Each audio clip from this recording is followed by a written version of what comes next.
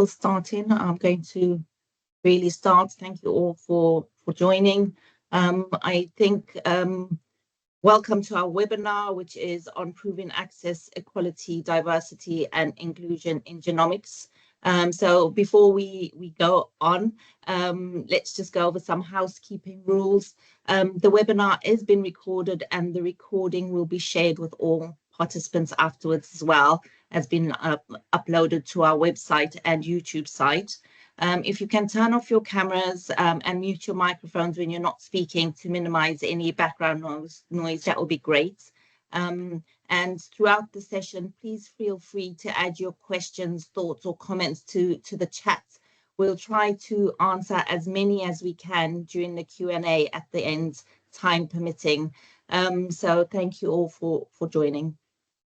And I am also controlling the slides, so just bear with me as well. I'm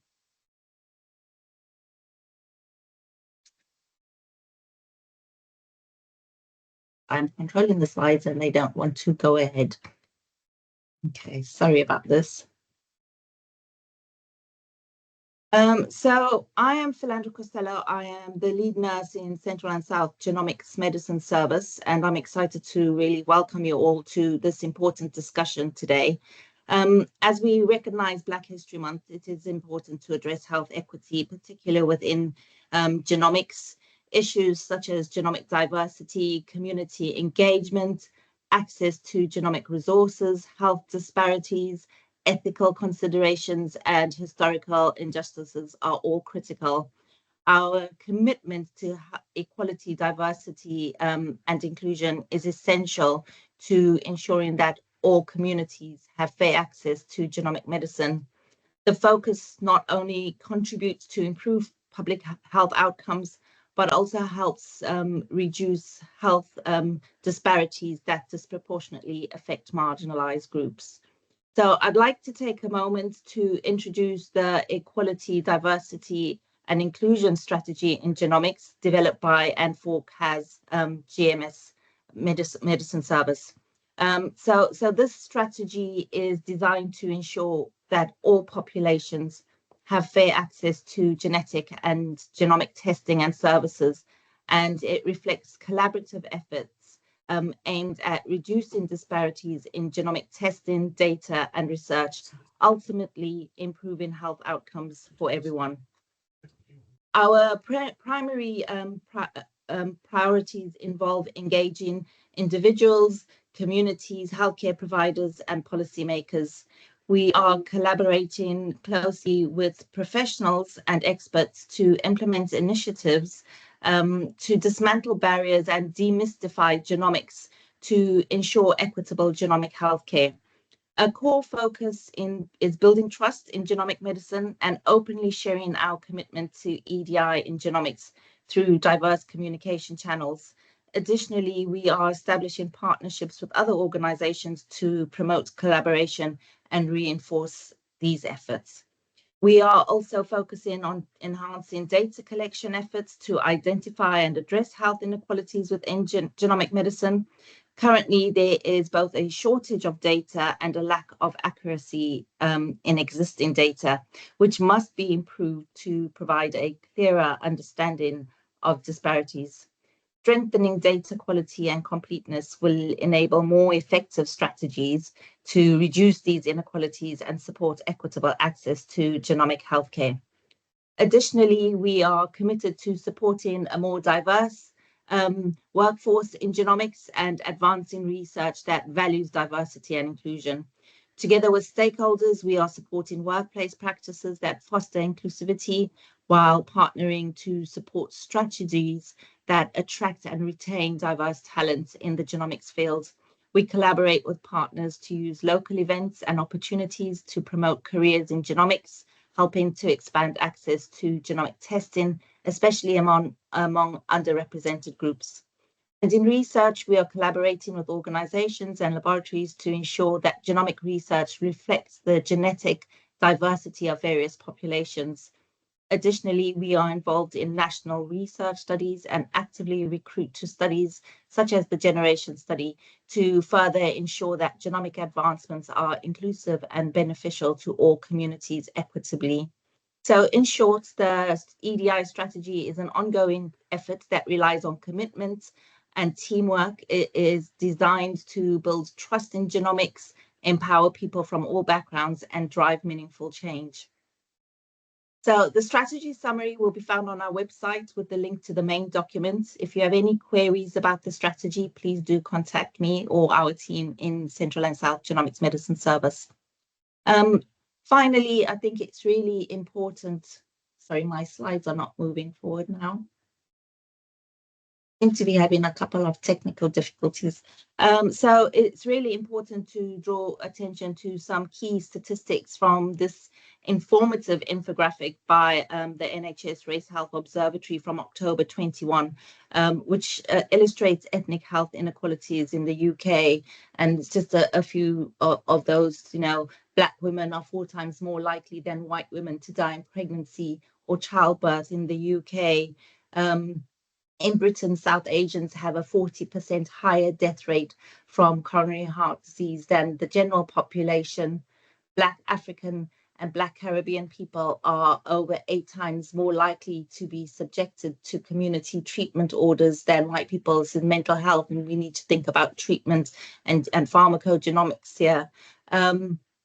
24% of all deaths in England and Wales in 2019 were caused by cardiovascular disease in Black and minority ethnic groups. And in the UK, African Caribbean men are up to 3 times more likely to develop prostate cancer than white men of the same age. So as you can see, there are considerable health disparities affecting ethnic minorities in the UK, and this data highlights the urgent need for focused initiatives in genomics and pharmacogenomics to ensure that everyone has access to equitable genomic medicine services. So that's my long introduction. Thank you for listening. And so without further ado, we'll move on to the main part of our webinar and our wonderful speakers. Just so you know, this is the agenda. If my screen moves, there we go.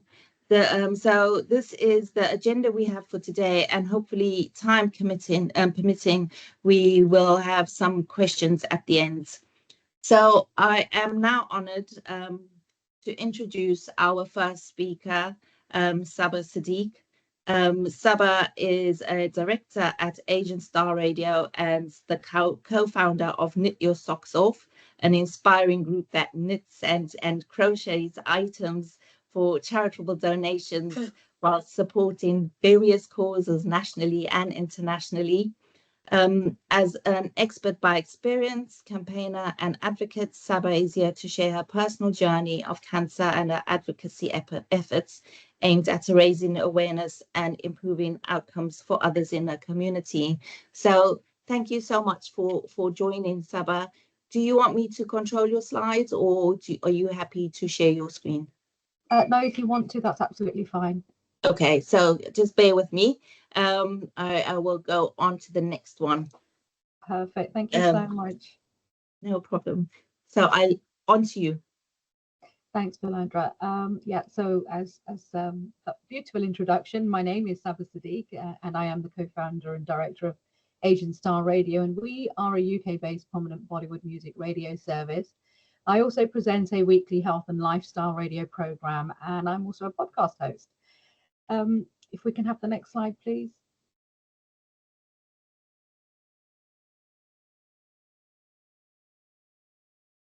So like many of you, as a woman, I wear multiple hats. I'm a wife, I'm a mother, and this is me prior to cancer. And life was good, life was fun, and cancer came and turned all of that upside down. I'm a passionate craftist. As Valandra said, I do lead a knitting and crochet group. We're called Knit Your Socks Off, and we knit and crochet items made with lots of woolly love, and these are donated to charities that either actually sell them or use them to raise money for their own causes. Next slide, please. So in March of 2022, after being misdiagnosed for about 6 months, I was told the dreaded words that absolutely nobody wants to hear, that I had cancer. This diagnosis came with no history of cancer in the family, and it completely turned my world upside down. Now, as a South Asian woman, I'd actually never spoken about my gynecological health until I'd actually received my ovarian cancer diagnosis. Pretty much because in our community, it's just not done. You know, anything to do with the female body is first and foremost always viewed in sexual terms, never medically.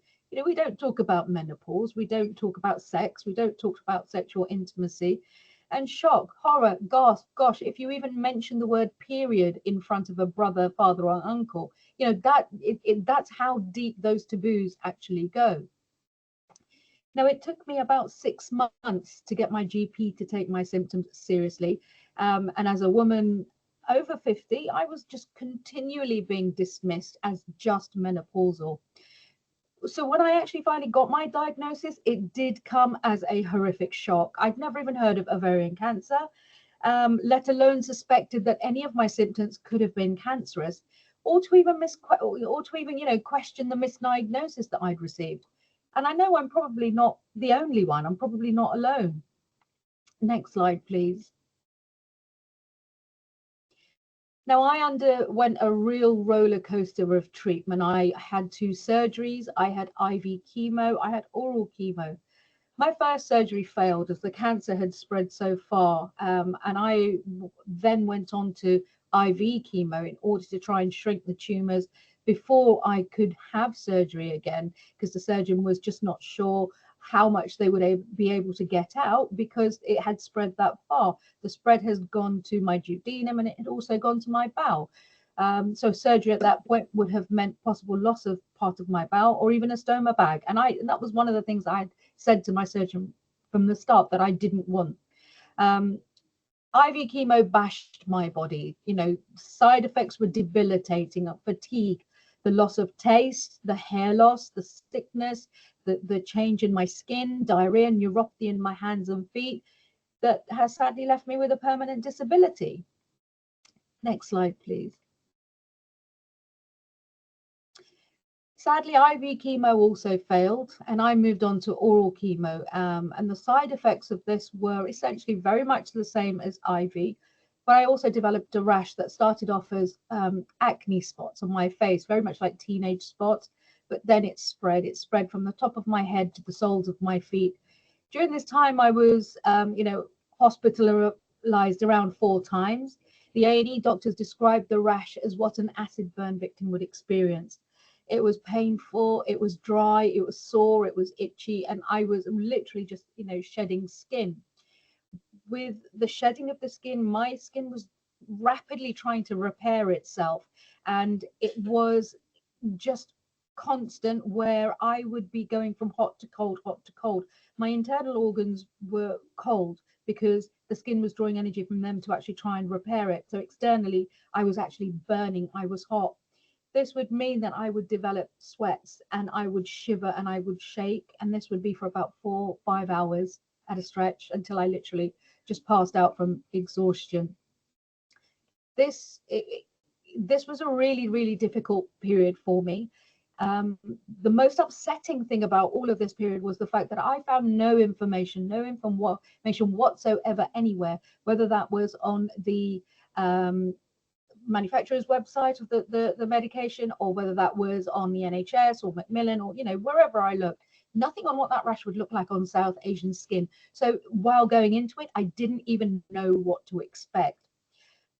Despite the huge difficulties I experienced with the oral chemo, I stuck with it for about 7 weeks. And when I just couldn't take any more of the side effects, but because by this time they were overwhelming. Thankfully, though, it had done enough to shrink the tumors for my surgeon to be willing to operate again. I had my second surgery in February of 2023. And if we can go to the next slide.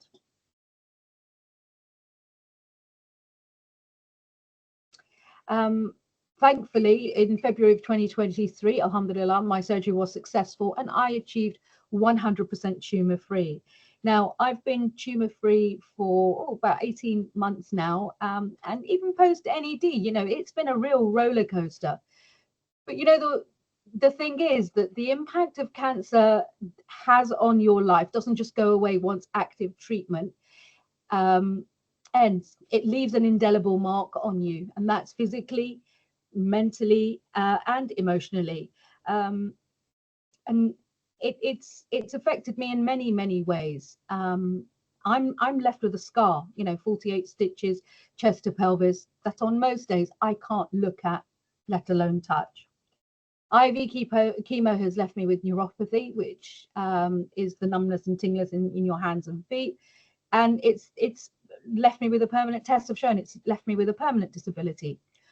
Oral chemo gave me the rash that you saw the photographs of, and A&E doctors had described it as what an acid burn victim would experience.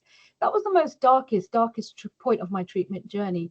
I'd really reached a stage where literally I wanted it all to end. I wanted the pain to end. I wanted treatment to end. I wanted life to end. That's how bad it had impacted my mental health, because I just couldn't cope with the side effects. I was broken physically, mentally, and emotionally. 2 years later, I am actually still working through those, mental health challenges. Cancer is the journey that no one wants to take, and all too often women's pain and discomfort hasn't been taken seriously. So what do we do? What do we do to change this? And for me, a lot of the campaigning and advocacy work that I've been doing is around changing mindset, that it's not dependent on your GP or your nurse or your clinician. It's incumbent on us all to first and foremost take responsibility for our own health. And that's around a lot of the campaigning and the advocacy work I've been doing. I experienced lots of barriers, whether that was from my own community, who are so closed to the cancer conversation, or whether it was a system that just wasn't designed for me as a South Asian woman. There are lots of barriers. I think one of the major ones for me was guilt. I felt guilty. I felt guilty as a woman. A household revolves around a woman, and all of a sudden, man down, and you feel like, oh my gosh, is the laundry going to get done? Is the food going to get cooked? Is the shopping going to get done? What have I done to deserve that? There was a lot of guilt, but there was also shame. There was also shame because it was a gynecological cancer. It was something to do with my gynae health, and we just don't talk about that. The other thing that I lacked was education. I lacked education. I didn't know enough about symptoms. I didn't know enough about the signs and symptoms and what I should be looking out for. Another thing that I experienced along the way was visibility and representation. Once I was diagnosed, I didn't see people that looked like me. I didn't see people that, represented me, who could relate to me and my cultural norms and my religious norms. Even in the available literature that was provided to me, the day you get your diagnosis, you're handed this pile of books and it's, here, go away and have a read of that. And, it'll help you through this awful journey that you're about to embark on. But I didn't see anyone that looked like me.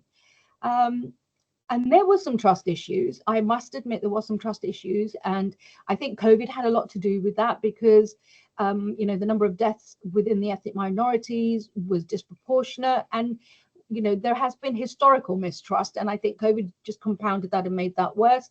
So those were some of the barriers that I experienced along the way. But change is coming. And I do see a lot of change in the last few years. And what does change look like? I mean, change for me, it's a two-way street. There needs to be change from, the minority communities opening up around these conversations, but also there needs to be change around healthcare professionals, healthcare professionals being a bit more culturally aware and appropriate. Conversations like this, where we are openly discussing what change can look like, are vital. Involving experts by experience like myself, who have had to face the treatment end of the treatment pathways that clinicians put together, We are your experts by experience for a reason, because whatever treatments you put together, we've had to experience and undergo them, feel the side effects, deal with the side effects, and live with the side effects. So having us involved in the conversations is vital. It's important. There needs to be far more awareness. There needs to be far more literature and awareness on, what signs and symptoms are, because knowledge is power. Absolutely, knowledge is power. And when you are educating your population, you are empowering them to be able to self-advocate. I know in hindsight is a great thing. I know if I had known the signs and symptoms of ovarian cancer prior to my diagnosis, I would have been banging down my GP's door for him to take me far more seriously and not just accepted the diagnosis and the misdiagnosis for those 6 months. Engagement and co-production, as a minority community, we are not hard to reach. There just needs to be more creative and different ways of engaging with us. Co-production is an excellent way of doing that, because there is a seat at the table for everybody to be able to jointly come at this from very differing angles to come to better outcomes for all. Safe spaces are absolutely vital. Where I mean, for me as a woman of South Asian heritage, I wouldn't feel comfortable having appointments with a male doctor. I wouldn't feel comfortable having appointments, maybe treatments with a male doctor or a male nurse. Those treatment spaces need to be safe spaces, but also the mental health impact of a cancer diagnosis is absolutely just as huge as what the treatments themselves do to you. And safe spaces to be able to unpack that roller coaster are also really, really important. Some of the conversations I've had subsequent to my NED is with, I'm self-employed, so I didn't necessarily experience this. I experienced this on a different level, but employer support. There needs to be far more knowledge on an employer front for them to be able to know what a female health or a gynae health diagnosis can do to a person. I don't think employers are even clued up enough, even on just general women's health. I'd love to be able to see more training with healthcare professionals, more training around compassion, more training around care. Sometimes it becomes very, very clinical, and often when you are seeing so many patients in the course of a day, it is easy for them to just become a statistic or another diagnosis. But we are people with emotions, and sometimes that training would be vital, essential. But also training around cultural competency, cultural nuances that patients bring with them. I mean, I'm very, very, I'm Muslim by faith. I'm a practicing Muslim. So for me, even simple things like that, my CNS was aware of, Ramadan. She was aware of whether, I should be fasting or not. So it was just really small things like that that made that journey so much easier. Data. I mean, when I was first diagnosed, was asked, do you have a history of cancer in the family? And I said no. I didn't say because I actually knew, but because we just didn't talk about it. And subsequently, there isn't enough information around minority communities, and I experienced that myself, because when I developed the rash from oral chemo, I found no information. I found no images. I found zero on what that rash was going to look like on South Asian skin. And the impact that had on my life was to the point where it broke my mental health. So it's huge, these treatments and the impact that they can possibly have. We need to have the data around it. I think another thing that I found really hard to get around was, with going through active treatment, I had a triangulation of life, and that was home, hospital, doctors, home. Because there were points where I would be neutropenic and I'd be rushed into A&E. The rash was just, you saw what the pictures looked like, and that was so difficult to cope with. The problem was, every single time I had to go to the hospital or see a new clinician or a new doctor, I was repeating my story over and over and over again. And the one good thing that I did from the beginning was to involve my family, because this impacts not just the patient, but their loved ones too. And I involved them in my treatment and my care plan right from the beginning. And in hindsight, that was a good thing, because at the points that, you know, treatment broke me, they became my advocates when I couldn't advocate for myself, but they also became my cheerleaders to pull me out of those dark spots. So, you know, it would be great if there was far easier access to care. You know, even simple things like just being able to get a doctor's appointment. You know, that was so hard. But the continuity of care and that personalized care, where you are not when you are so bashed by treatment, where you're continually having to, you know, repeat your story and repeat your problems and concerns at that moment in time. And one of the biggest things for me, and I think this is it's really, really important that, yeah, we are talking about women's health and women's health problems and gynecological problems, or at least I am, because that's what my diagnosis was. It's really important that we bring the men along with us, because not only are they also healthcare professionals, but they need to be a part of this change that we need to see in improving outcomes for women and, you know, for the care that we receive. Cancer came and turned my world upside down. And, you know, the one thing that I can say, that although it has been life changing, it's also been life affirming. And it's for those life affirming reasons that I now campaign and advocate for better health, because there are many women out there that aren't as vocal as I am, or don't have the courage, don't have the strength, or maybe just don't have the words. And, you know, I think it's important that these conversations are had.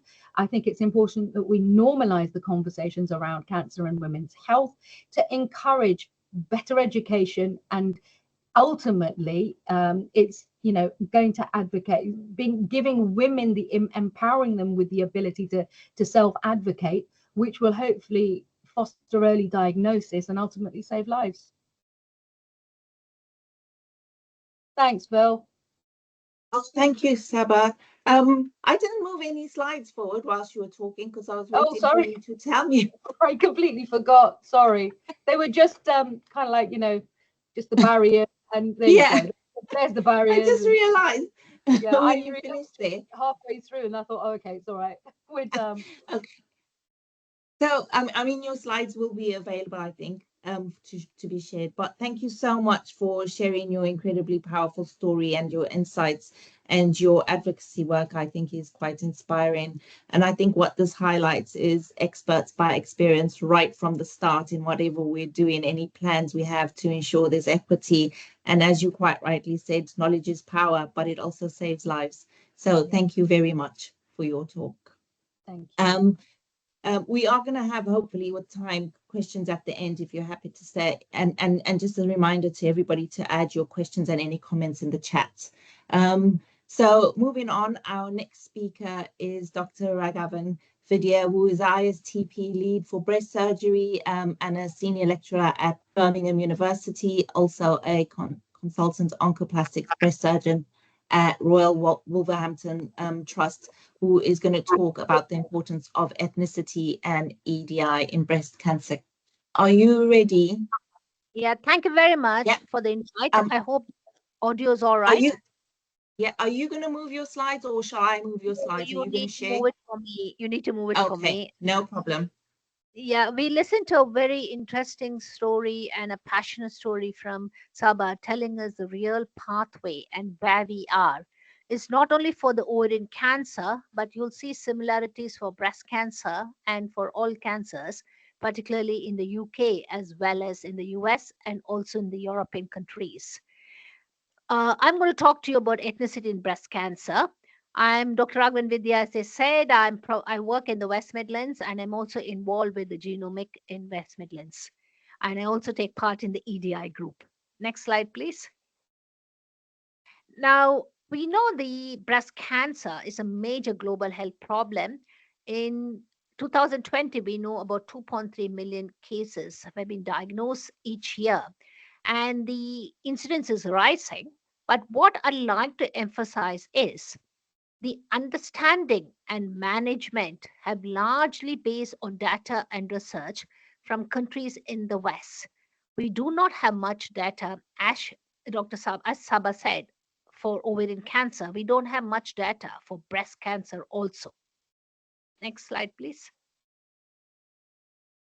Now, looking at the breast cancer incidence, you can see that from 1994, the breast cancer incidence has been rising. On an average, we have about 55,000 new cases diagnosed each year. But if you look at the plot here, you can see that from the age of 40, the breast cancer incidence is rising. And with the seventh decade or 70 years, the incidence is coming down. But thanks to the new treatment, the survival rate has massively improved in breast cancer. Next slide. Now, what I'd like to emphasize is breast cancer was a disease of the old many years ago. But now, if you look globally, you can see that the incidence and mortality of breast cancer, particularly in females below 50, is rapidly changing across the globe. So, the take home message is breast cancer is coming much more in younger patients. So, it's not a disease of the old. Next slide. What about the breast cancer incidence in women of ethnic minority? We know the black women have a 15% lower rate of breast cancer incidence. South Asian women have an 18% lower rate of breast cancer incidence compared to their counterparts. Next slide. Now, if you look at this, it just gives you about all perspective of all the ethnic minority, including Bangladeshi women to Indian to Pakistani to black women of different tribes. And clearly, you can see that they contribute to a small population and the incidence is lower compared to the white population. Next slide, please. Now, the reason which has been informed to us about why is the incidence low, it could be difference in the reproductive factors. Probably they're having children at a younger age. They're having low alcoholic consumption. And the lifestyle factors, probably the use of HRT, as she was saying about menopausal symptoms, which has not been discussed. And hence the use of HRT has been much lower in this cohort of population. Next slide.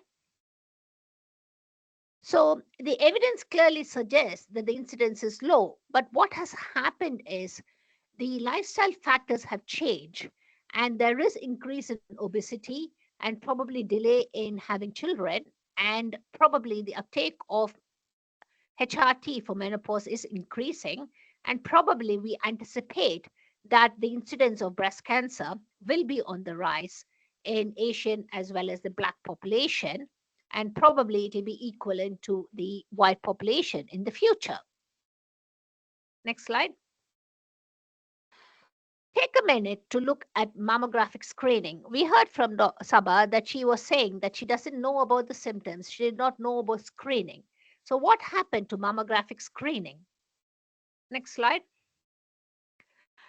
Well, if you look at the breast cancer screening, clearly you can see that the white British women attended in 67% for their screening, while the Indian women, the uptake was a bit lower, only 61% attended, and much lower in Black Caribbean women. Next slide. So we looked at the population in London, and clearly you could see that this blue, probably the blue to green, clearly shows you the uptake is much lower in women from ethnic minority. Next slide. And more so if they are socially deprived. This just shows you the different part of London County from North London to Barking to Southwest London. Next slide. So what has happened? Studies have clearly shown that the uptake is lower in ethnic minority and more the social deprivation, the greater the impact of breast screening uptake. In other words, they do not attend the breast screening. Next slide. So what are the barriers to breast cancer screening? The first important one is the fear of cancer diagnosis. Fear that once you've been diagnosed with the cancer diagnosis, you will have a fatal outcome. The next bit is the anxiety and the fear of getting the breast squashed while doing the test. We found that breast screening unit have different sites, and we found public transport to be a major problem. I spoke to different GPs in the West Midlands, and they found that women did not have access to public transport, which is really worrying. The other problem include the written information, as my colleague was saying, that she did not have as a patient information in her own language. The patient information is more in English. And the other important part is they like to be seen by a female health professional, which may not happen all the time. And clearly, the socioeconomic status has a major role.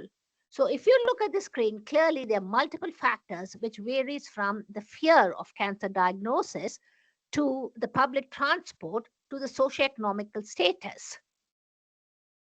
Next slide. And in the future, we think we like to base the breast screening on individual risk of cancer. Next slide. The reason being, we are seeing a large number of population having much younger diagnosis from the age of 40. And we wonder, will this approach increase the inequalities in screening? What will be the role of primary care? And how often could these women at low risk be screened? Next slide. Next, we move on to the biology of the disease. Now, we know that the Black African, Black Caribbean, as well as the Indian and Pakistani women are greater risk of diagnosis at a later stage, hence more difficult to treat because they're more aggressive and more difficult to treat subtypes. Hence, the earlier you have the symptoms, the earlier you present is much better. I just got a slide to show you how is the tumor biology different. Clearly, you can see that in the Asian and Black, the tumor size is different compared to the other white population, which is much smaller. The grade is much more bigger, they're more grade 3. And you can see the tumors are either more HER2 protein or triple negative breast cancer. In other words, the biology is definitely different and they present a little bit later compared to the white population. Next slide. So, to summarize, we know that ethnic minority, especially young women, report very late, but they have aggressive tumor profiles. And the other important thing is we do not have much information on the group of population biology, particularly the response to treatment, including chemotherapy, as Saba was mentioning to us, about radiotherapy, and also understanding, particularly in relation to ethnicity. The other highlight I like to bring to you is the breast reconstruction. Due to the social and due to the economical barriers, there is very little uptake of breast reconstruction in women undergoing mastectomy, and there is very little data available to these women. So clearly, there's a combination of culturally tailored intervention which need to be done for promoting breast reconstruction in women who undergo mastectomy, particularly in ethnic minority. Now we move on to the genomics. Now we know the genomics started from the patient doctor and it's been evolving. It went to the research state and now we are delivering genomics to the front door. So what has happened? What has happened to the genomics? Clearly, next slide. We had a very interesting Sorry. next slide. That's all right. Now, we had a very interesting analysis. This is basically from the USA, but it could be contemplated to the UK. Now, you can see that the white population, which is the yellow one, but you could see that the Asians and the Africans contribute to a great degree of human population according to the United Nations. Now, what happens is the cancer diagnosis is quite delayed in these women. They do not undergo any of the research. You can see there's a very little population undergoing research, particularly in Asian community and Black Caribbean and other group. Similarly, they do not give the tissue for biobanking, and the drug development and other clinical trials, the uptake is extremely low. So this clearly shows that due to variety of reasons, not only they're diagnosed late, but the involvement in research and in cancer advancement is much lower compared to the counterparts. Next slide. So, what did the RAISE Observatory do? They did look into the ethnic inequalities in genomic and precision medicine, and clearly they have identified a plethora of events which has contributed to decrease uptake of genomic medicine in ethnic minority. Clearly, first important point is genetic database like diversity, whereas most of them are based on European ancestry.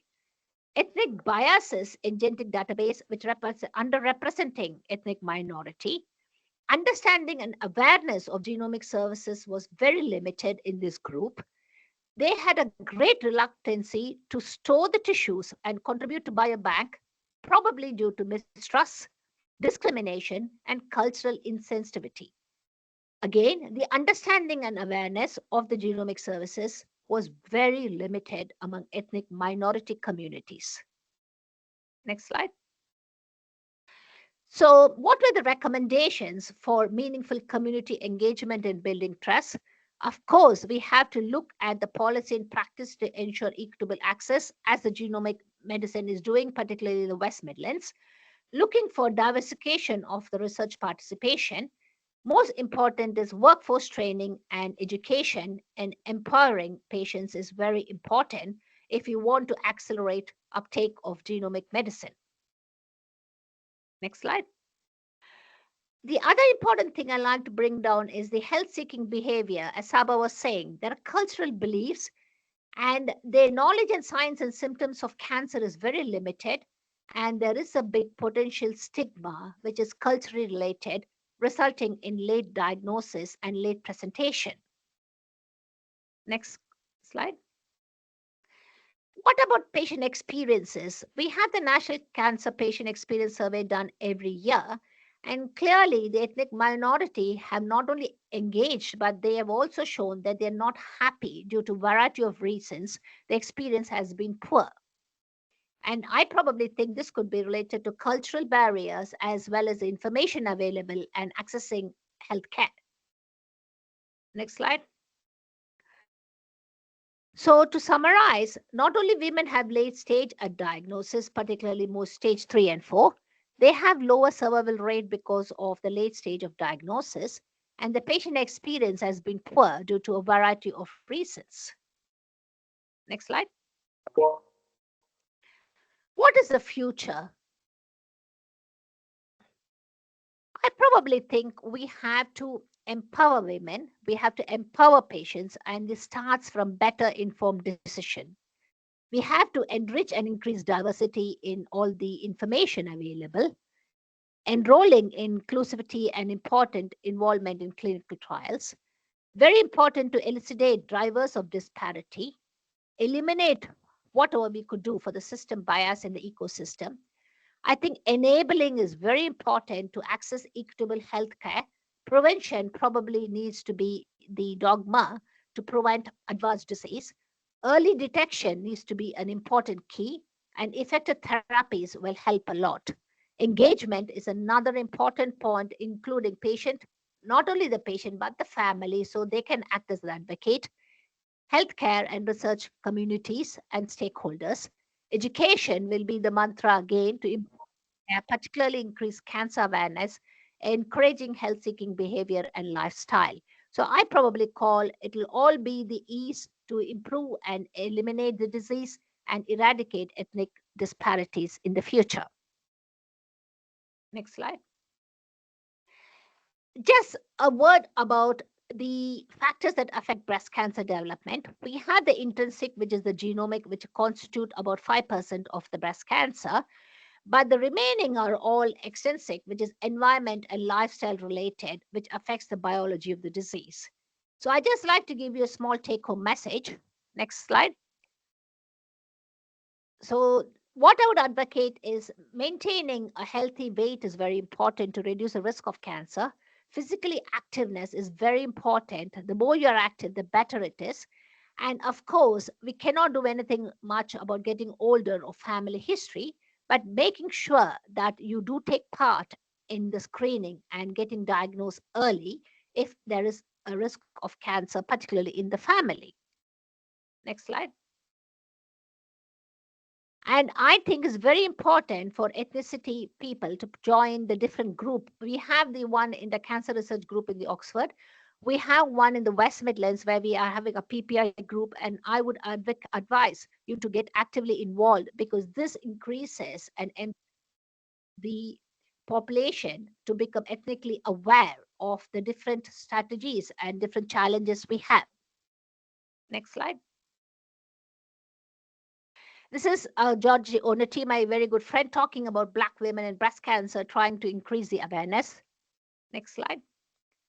I'd like to just play this video for you, which is just showing you about the screening. Do you want to play that for me?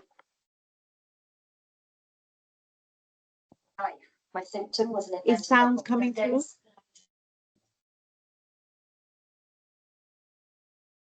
Yeah, we're not getting the sound. Okay, I'm so sorry. I'm going to have to just stop this for a minute and stop sharing because I think I've done something wrong.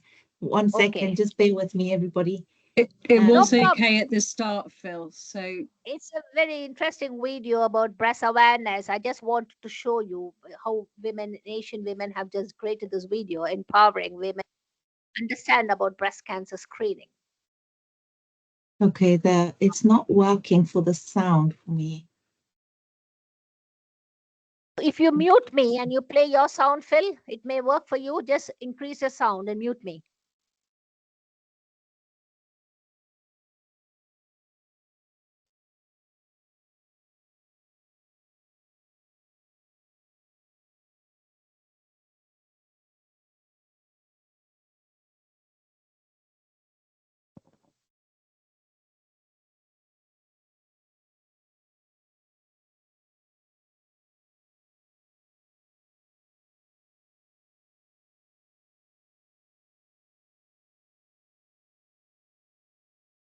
Can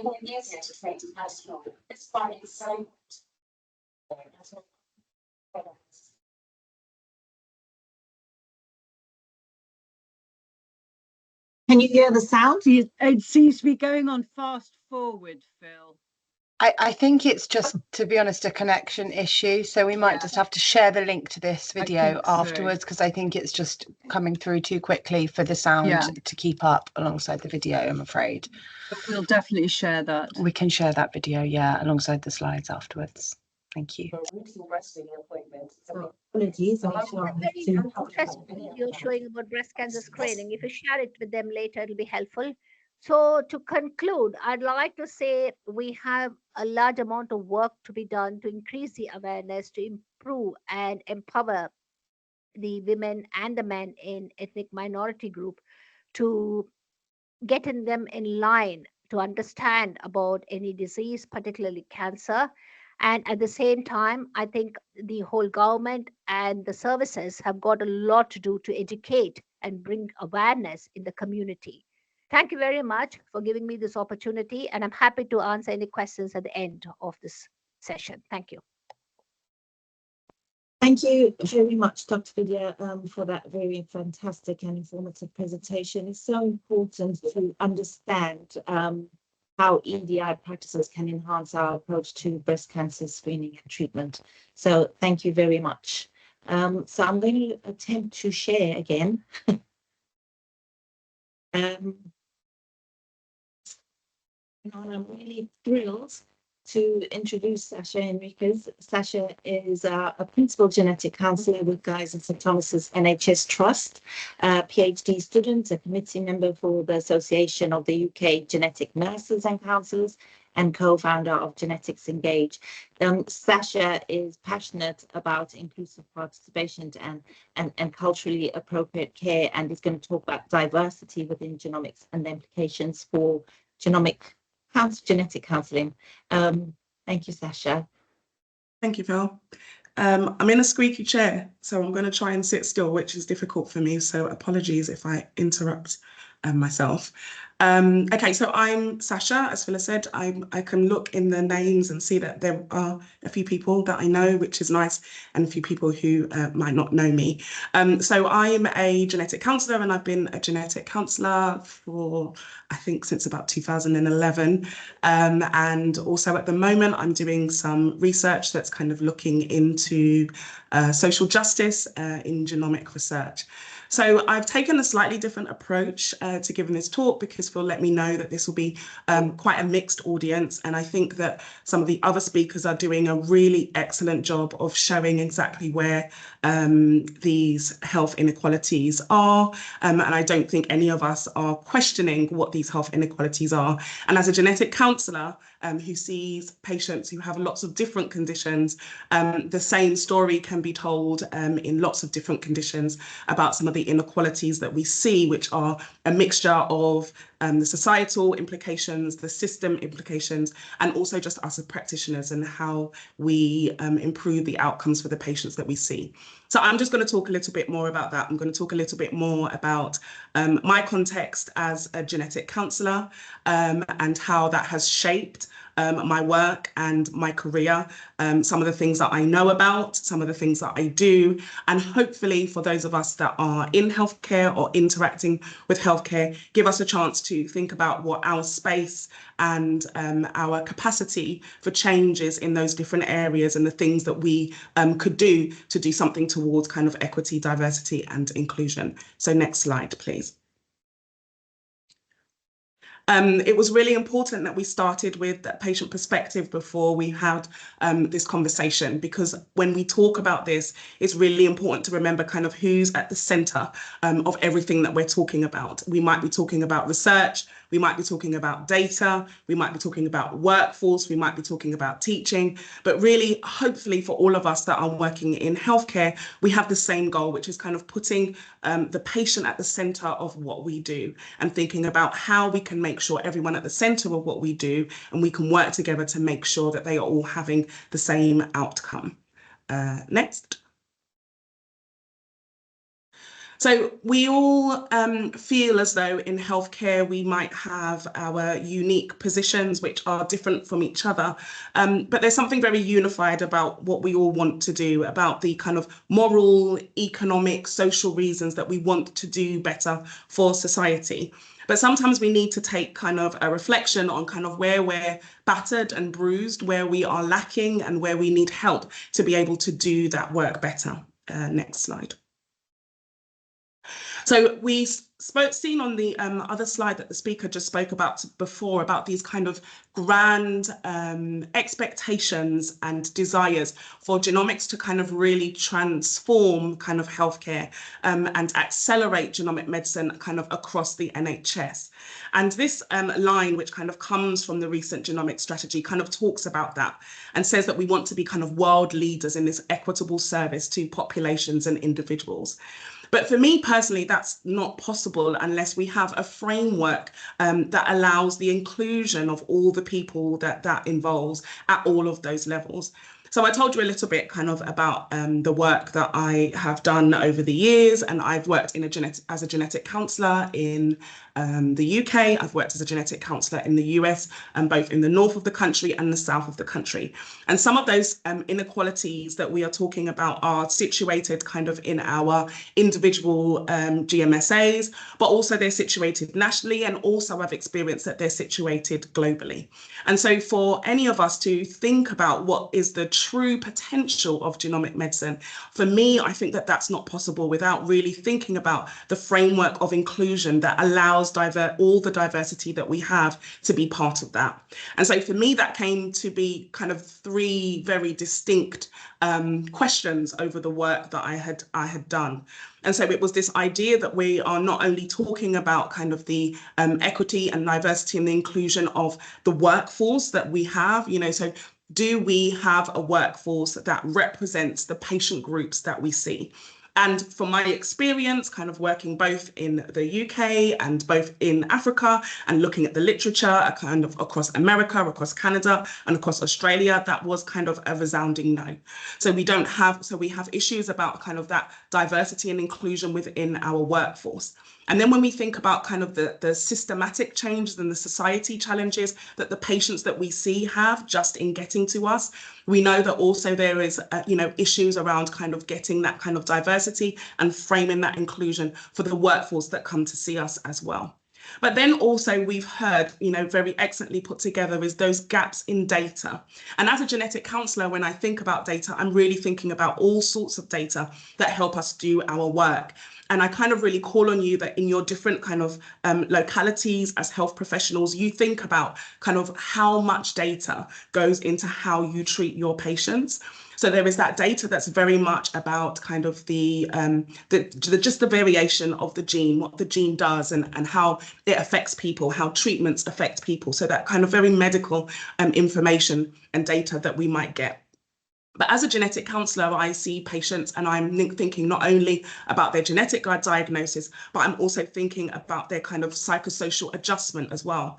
So that means that there's lots of other data that go into how I treat a patient. So there's that kind of counselling training, and where does that data come from? Who was that data? What is that data about? What cultures and thought processes and knowledge processes have gone into formulating that data? What do I know about particular cultures when I'm thinking about how someone is going to adjust to a particular condition? So for me, when I'm thinking about kind of that diversity, it's really important that even though we might be focusing on particular conditions or particular parts in healthcare, how broad we are thinking about diversity and about data and about how all of that comes together to help us actually truly embody some of these principles of having an accelerated genomic service that is equitable to all populations and individuals. We're talking about perspectives, we're talking about innovation, we're talking about talent, we're talking about lived experience. Next slide.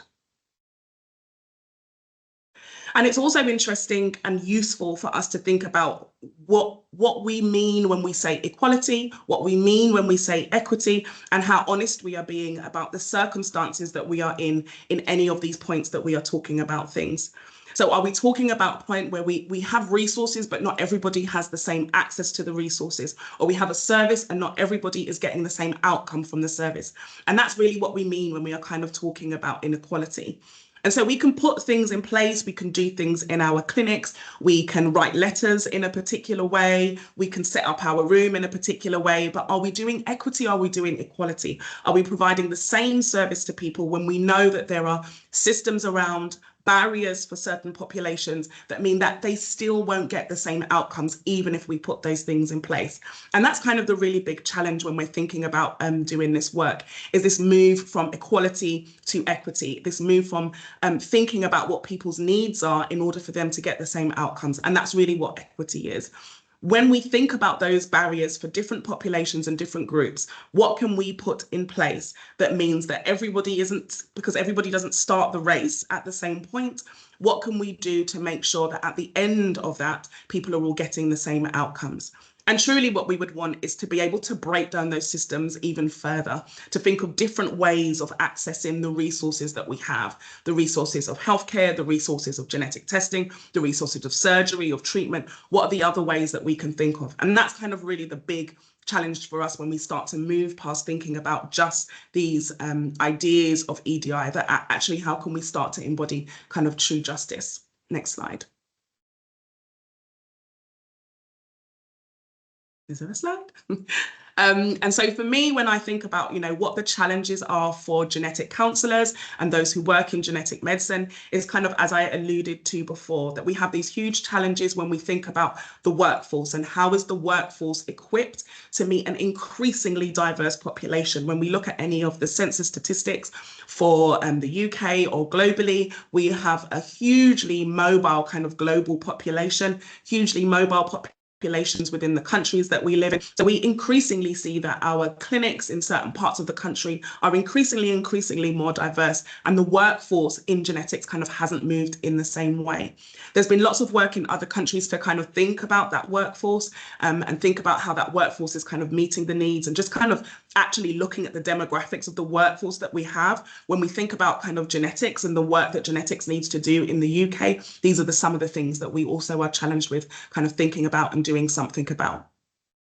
And then we spoke about kind of how knowledge is produced, as we heard from our first speaker, kind of talking about her lived experience, and how do professionals know about how different communities and cultures and ethnicities are affected by certain conditions? Like what are we using as knowledge? What type of research are we doing? What do we count as valid knowledge within the genetic space and in the genetic counselling space that we can use in order to treat our patients? What type of data are we collecting, and what kind of models are we using? And what are the ways that we are interpreting that? What are the ways that we are socialized and accustomed to looking at a piece of data or a piece of information, or a way that a patient is responding, or a way that a patient is talking about their symptoms, and interpreting what that means, and then thinking about kind of what they need, and what are the ways we can think differently about those things? And then when we think about healthcare, when we're thinking about that, we have to remember that we sit in a pool of kind of wider social inequalities. This is not just about the locality within healthcare. We are talking about inequalities that follow us in this country, kind of from cradle to grave. We heard about kind of maternal health statistics. There are statistics about inequalities in education, in the prison service, in health, in all sorts of ways. And so when you're thinking about your work as a genetic counsellor, and as I said, you're trying to piece together their kind of medical needs, and also you're thinking about their kind of psychosocial implications as well, that also requires some understanding of the wider societal inequalities that they will have had to face or experience when coming to see you in clinic. Next slide. So as I said, all of that, when we think about our localities in the health profession, and I'm thinking about myself as a genetic counsellor, and you might want to reflect on your own localities and the type of patients that you see, and the type of ways in which individual patients that you see have been affected by these things. What are the things that can be a challenge for you in the clinic? So for genetic counsellors, we heard about this discrepancy in kind of just the information. So just the data that has gone into informing what we know about genetics, and what we know about who will be affected by what risks are, and those types of things. So as a genetic counsellor, when we're taking family histories, we do ask questions about kind of where people are from, and trying to get an idea about whether what populations people are from are going to have some impact on the genetic information that we may be able to get, or the result that we may be able to get from a genetic test. And we've heard that that's biased because we don't have all of the information often on all of the types of populations that we see. And that can be quite challenging as well. In kind of my own kind of work and speaking to genetic counsellors, it can be quite challenging as you become more aware of kind of those discrepancies, about how you bring that into the conversation with patients, how you talk to patients about what you think might be more challenging for them based on the information that we have, or the information that we don't have. Talking about kind of ethnicity and culture in general, we know that some professionals kind of find that quite challenging to know the right way, to know the right terms. And so sometimes people kind of avoid that conversation. So then again, kind of thinking about psychosocially, how in a genetic counselling appointment that might improve the outcome if you were able to kind of bring those things into the session, then it's clearly a challenge for professionals to be able to kind of have these conversations and have the confidence to be able to have these conversations as well. So as I said, when we're thinking about our locations in clinic, and we're thinking about these health inequalities, I kind of just wanted us as those who are health professionals in the room to kind of think about what are the challenges, what are those practical challenges in terms of kind of translation, in terms of talking to people, in terms of data that you collect that might be having an impact on your patient and the outcomes that they're having. Next slide, sorry. So it's really important, it had been really important for me, as I said, when I came from those different localities, kind of thinking about this inequality and issues that we have in workforce, the equality and the issues that we have in the data and the data that we collect, and also then kind of that impact on the patient and the patient access to the service, and the different ways that we could, as genetic counsellors and as a profession in genetics, start to think about what could be different about the way that we kind of do that work. Next slide. So some of the things that I have been doing, so since I'm about kind of 2017, one of the things that we have been thinking about is kind of the what was mentioned before, kind of teaching about kind of cultural competence and cultural communication skills in genetic counselling. And so in doing that training, and I've been doing that training with trainee genetic counsellors for a number of years, we do talk a lot about kind of those kind of challenges in clinic, and also giving people frameworks to kind of think about cultural competence, so the collection of skills that they may need to meet the needs of particular groups, but also to think about other skills and other frameworks like cultural humility, where we start to think about kind of power imbalances in the room. We kind of spend more time on self-reflection, our own identities and how they can impact on the clinic, and also those institutional accountabilities as well. And then thinking about other frameworks like cultural safety, where we really kind of think about some of the embedded systemic kind of inequalities and racism that might be embedded in different systems and frameworks that we work in, and how we kind of meet to need those. And those conversations haven't kind of just stayed in kind of what I do as a genetic counsellor. I know that there are conversations in lots of other spaces where people are starting to kind of think about this and think about the different kind of needs and training that we have. And so there's different kind of CPD training that's now being rolled out for genomic professionals kind of through the AGNC. And I know that things like the BSGM are also thinking about kind of doing this work. And even when we think about kind of accreditation and the competencies that genetic counsellors need to do their job, we're also thinking about kind of embedding some of these principles across different areas of kind of registration and competence. And that is kind of ongoing work as well. Next slide. And there have been a number of kind of committees and working groups that have been set up off the back of kind of this thinking becoming more embedded in genetics. And so Phil showed you the kind of the genomic EDI strategy for South GMSA, Central and South GMSA. There's an EDI working group for the Association of Genomic Nurses and Counsellors. There's a working group for the British Society of Genetic Medicine, as I said.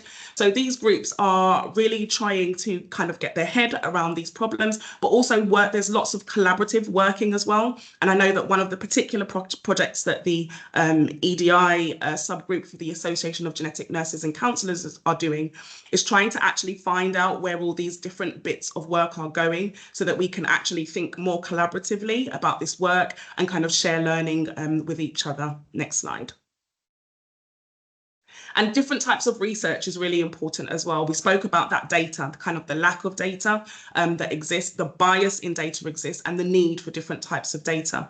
So I know that there are different research projects that look at that. We've looked at, there's a particular project called Your DNA, Your Say, which kind of looks at different communities and their attitudes towards genetics and sharing of genetic information. And as I said, my research itself, which kind of looks at a bit further up the line before things actually get to clinic, what are the inequalities that can come from the way that people categorize race, ethnicity, and ancestry in their genomic research data, and how that informs what we do in the clinical space, and think about social justice in that way. So that's just kind of a sprinkling of kind of where these different bits of work are starting to go to kind of think about this challenge of EDI in genetic counselling. Next slide. And we've heard as well about kind of engagement and how important that is, engagement and co-creation. And this was just another kind of, I know that probably every single speaker is going to mention it. And so this is just another brief kind of reminder about kind of the need for engagement, and need in particular for engagement that is complex, because we've used in these talks lots of kind of very broad terms when we're talking about different cultural groups. We may use Black, we may use African, we may use Caribbean, we may use Asian, we may use South Asian. There are all these different ways that we can kind of think about different cultural groups and different identities. And that actually means that our engagement needs to reflect that complexity too. Because when we don't do that and we put people into groups and think that we can infer meaning from rather broad groups, sometimes we do engagement that isn't kind of really true and honest and doesn't have kind of the right insights gained from it, just because of the lack of complexity in the way that we've approached engagement. And engagement that is meaningful, so something that's going to mean something to the communities that we engage with, as well as kind of giving us the data and the information that we need to build better services. And engagement that's kind of well placed. There are lots of charity groups and support groups that are much better placed in some of the communities that we want to engage with, and kind of working with them to make sure that the engagement we do kind of moves out of the space of our genetics clinics and genetic spaces and goes out into the communities and works with people is also really important. Next slide. And so here are just a few a couple of examples. So this example about engagement and education for the needs of South Asian families with genetic disorders. Next slide. And this kind of key learning from this just showed that, these education and awareness sessions helped address kind of a lack of genetic knowledge among primary healthcare professionals and community workers, and engagement initiatives by genetic outreach workers raised awareness of genetic issues in South Asian community and families. Next slide. And this isn't just, as I said, a problem that sits in our locality kind of in the UK. We know that globally there are other examples of the same challenges, but also other examples of solutions to approach kind of that engagement. And so this community-based kind of co-designed genetic healthcare service was a model for engaging with Aboriginal Australians. Next slide.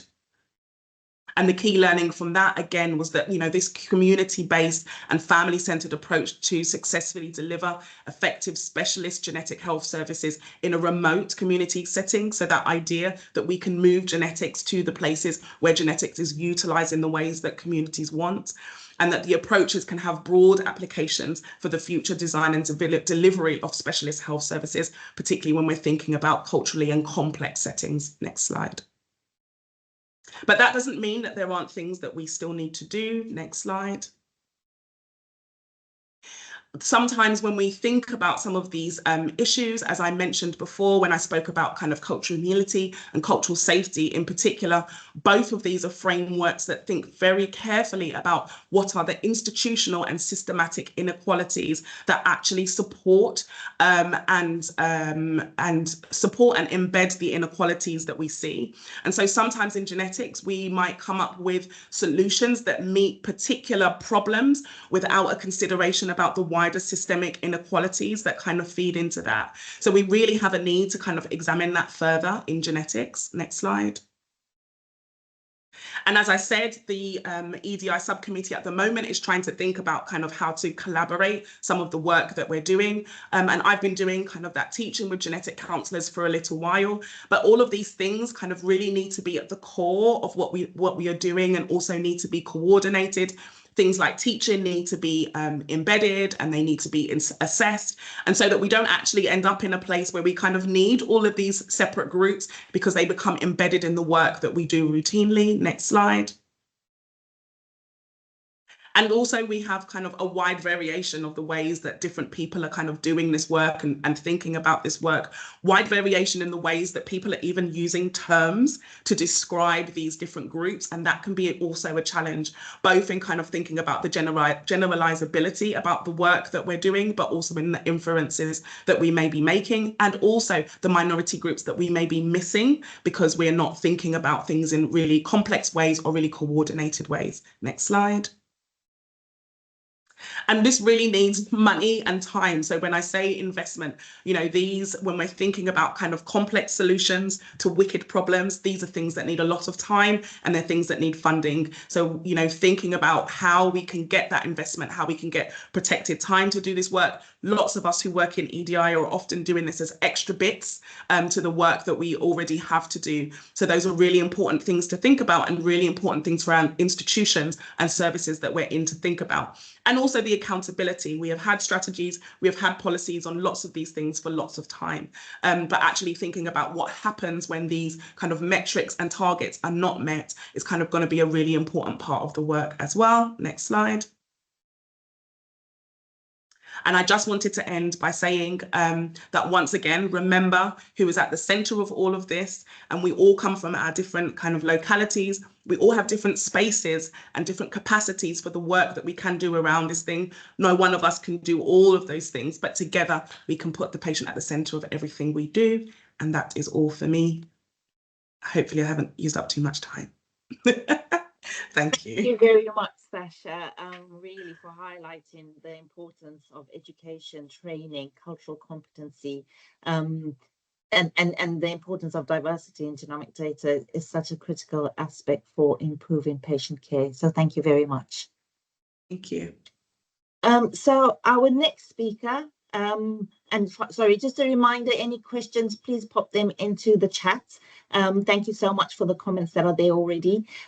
So our next speaker is the amazing Philomena, who is the Cancer Partnership Improvement Manager for Birmingham and Solihull ICB, and who's going to speak about the need for community engagement to improve cancer screening and early diagnosis, and therefore advancing EDI.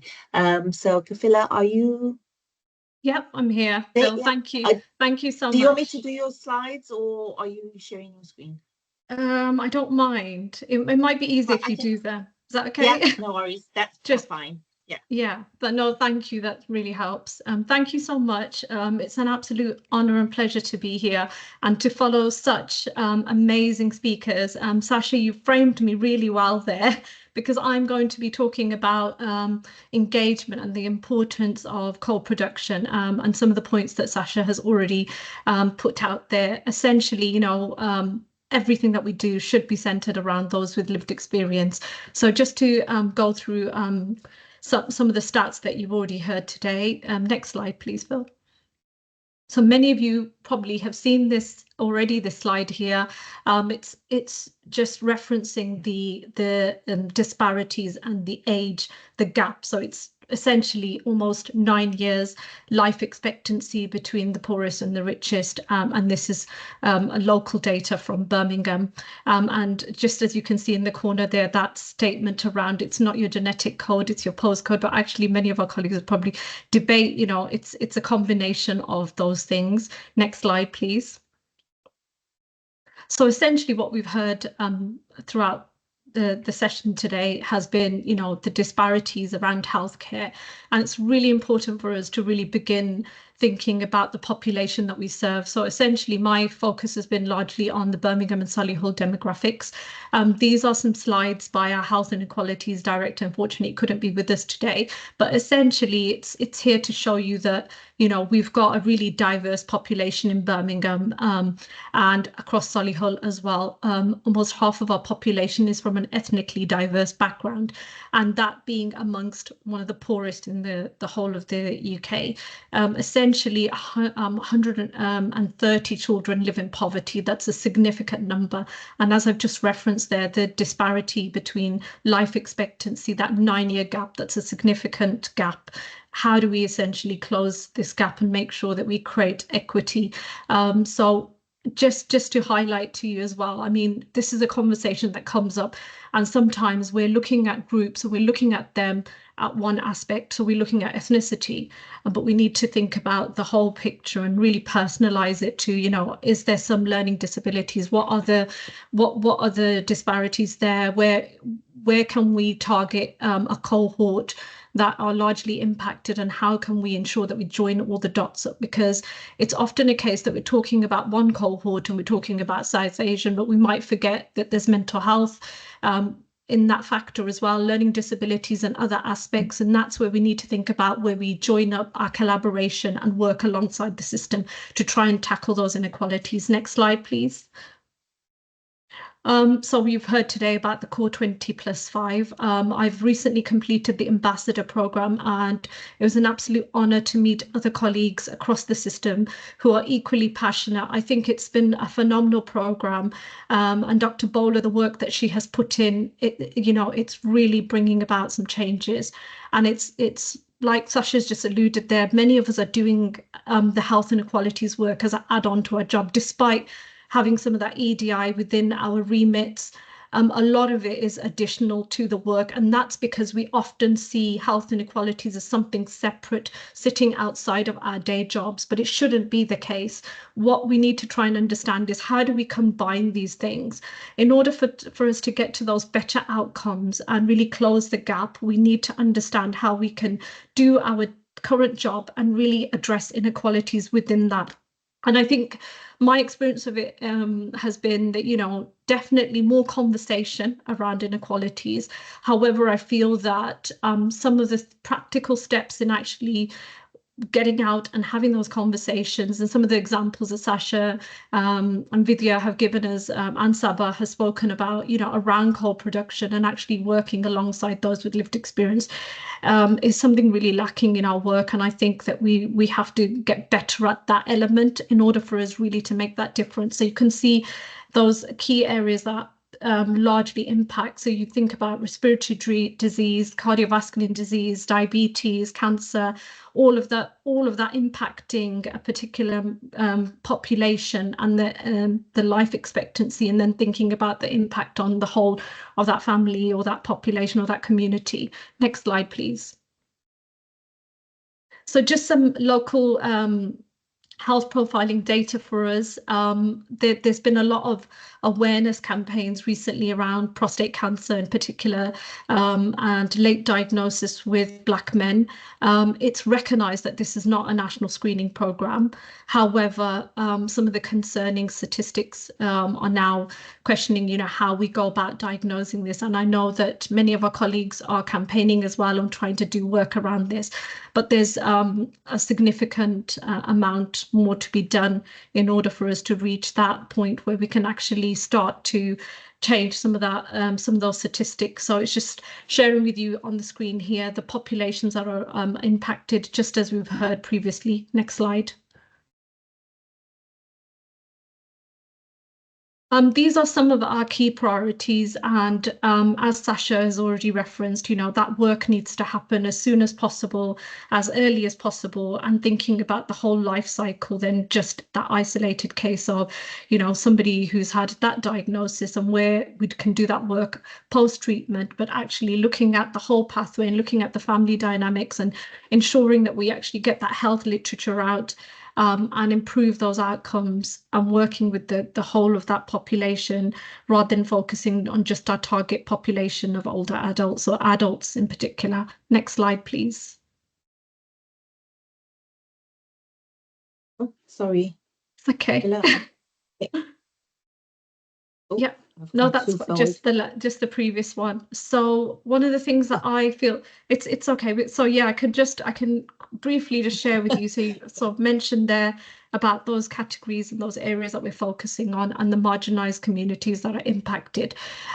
Just to share with you some of the work that I have been doing over the last 7 years. One of those initiatives just before COVID was actually working with faith organizations in Birmingham. Around 80% of people are known to have a faith or religious belief. And for that reason, we saw that during COVID, actually faith organizations were absolutely fundamental in reaching the communities. They're seen as a place of trust, and they do multitudes of services. They don't just offer just that isolated service. They do all sorts of things. They run food banks, they have youth projects, in particular the Green Lane Mosque. Really impressive because just before COVID, they'd won a National Beacon Award across the country, and they had been featured in the work that they'd done around health promotions, raising awareness in the community, demystifying health, and actually really mobilizing the community to be proactive around this. And some of the work that we have managed to do with them is actually come together with the team. They have actually got the first national Macmillan funded project, a community development project, which is now running in the 3rd year. It has been phenomenal. It has enabled myself and many of my colleagues, GPs, primary care, secondary care colleagues, to go into the mosque and to engage with all of those communities. It's a hugely diverse community that attend the mosque, over 2,500 people attend on a Friday. And so they worked immensely hard to put on a health event, numerous health events. This is a picture of one that we did last year in October. Last year in October. I was trying to think, when was this? And we were just outside of the mosque, and actually, again, thinking about cultural sensitivity, making sure that, you know, there were female and male health professionals there to have those conversations, separating out so that there was a zone where men could come along and have a conversation and women could be separated to have that conversation, but essentially enabling us to reach that population and get those key messages around bowel screening, prostate cancer awareness, breast screening. There's some more slides to share with you, so I'll move on to the next one. Thank you. This is some work that we've done in the West locality, in particular looking at the Black and African population that we, Afro-Caribbean population that we have in Birmingham as being one of the largest. We actually worked in collaboration with Prostate Cancer UK and Tackle and some local GPs. And this was, again, you know, some work that was done from a few passionate individuals that are really keen for us to do more to increase uptake and awareness around prostate cancer. And they had on a Saturday, they had a friendly football match where they invited a few local teams and community members to come into the Aston Villa, where they had conversation stalls and information, and also were supporting PSA testing on the day. The response was really phenomenal, and it's enabled us to reach, you know, that community. And it's what I would say was that it highlighted that it's so important for us to be visible in the community, to go into the heart of the community, to do that outreaching so that people feel they have access to us. Because often it's a case that people feel quite distant and don't know where to turn. So by actually being visible out in the communities, it enables us to have those conversations in a place that is considered safe for individuals out in the community. Next slide. One of the things that I'm immensely proud of is our Birmingham and Solihull Cancer Bus Tour. This was an initiative that was driven by the Black Country ICB. So the Black Country Integrated Care Board cancer team had earlier on in February started their cancer bus tour, and we started having conversations. So I did some benchmarking and I felt immensely jealous. I felt really envious, and I thought, well, this is something that we should be doing, you know, with the population that we have got.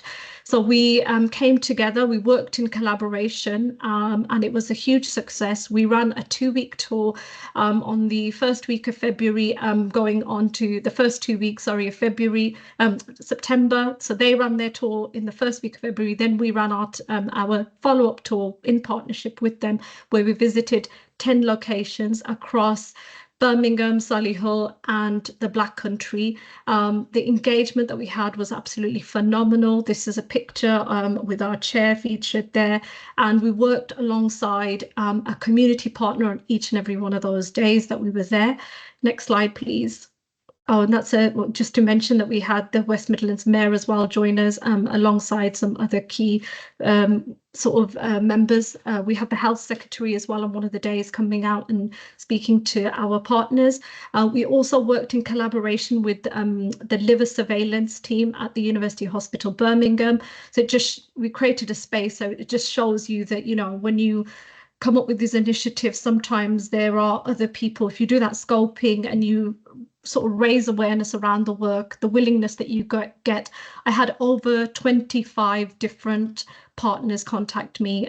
We were inundated, and there was a point where I had to just say to people, like, should we just stagger, you know, how many people actually come out and support us throughout the day. We had this double-decker bus, as you can see from the picture there. It was a very simple bus, but the fact that it you know, created some curiosity. We were parked in supermarket car parks. We were outside the markets on 2 occasions, and working alongside the community organisations meant that the trust was there. So that picture at the top there, where they're standing by the liver surveillance bus with the van, we actually had people from the Chinese Community Centre coming out to speak to us, and we had interpreters. Next slide, please. Oh, okay, I think, has that changed?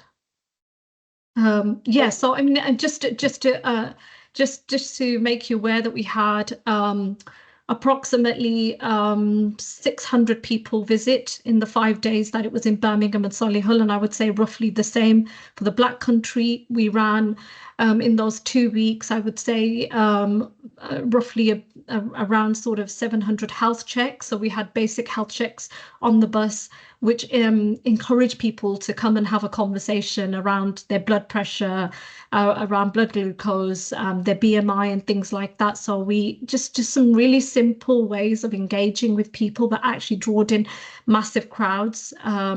And this is some of the feedback I've had. I've had 21 responses back from a survey that I put out to our community partners. It was absolutely phenomenal. And I would say, you know, it wasn't easy. If people think that it was easy, like Sasha's alluded there, funding is always a challenge. As an ICB, there's an assumption that we've got funding, we've got some money for engagement. Unfortunately, many of us don't have that money, and that's why this work kind of gets put on the back burner. But actually, by working in collaboration, by reaching out to some of our partners, we had the opportunity to use some of their resources. So, for instance, you know, pens, freebies and things like that we could give out to people.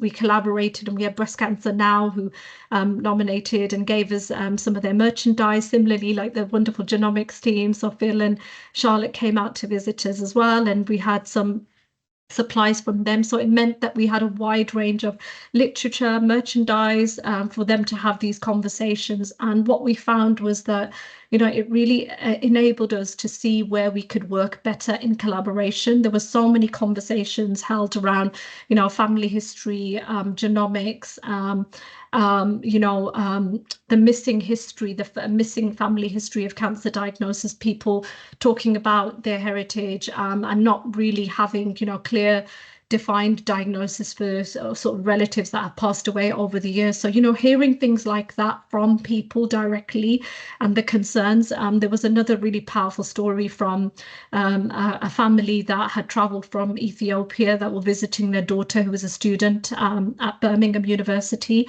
And they had a conversation about the fact that they haven't got a best breast screening program in Ethiopia. So the fact that they had been in the UK now had raised awareness, and you know they then became quite engaged and had lots of questions and asked if, you know, we'd be able to do a talk virtually, you know, if we could coordinate things like that. And luckily we had the breast screening teams with us. We had numerous colleagues that were able to support and build those sort of relationships, so allowing us to essentially raise awareness further far and beyond than we anticipated. So it was an absolutely wonderful experience. And what it really highlighted, next slide.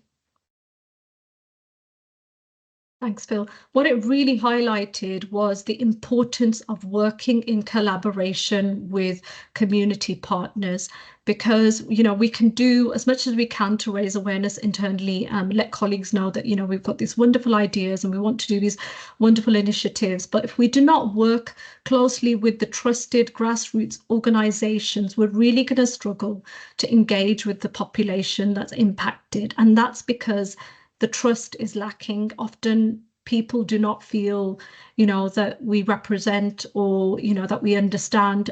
We know in particular around vaccinations and trials and all the work that's been shared today, it highlights that there is a real challenge in building that trust.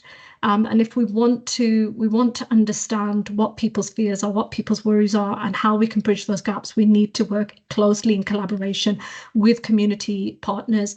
I had the absolute pleasure and honour of putting together a project with Macmillan a few years ago, which took almost 2.5 years to come to life.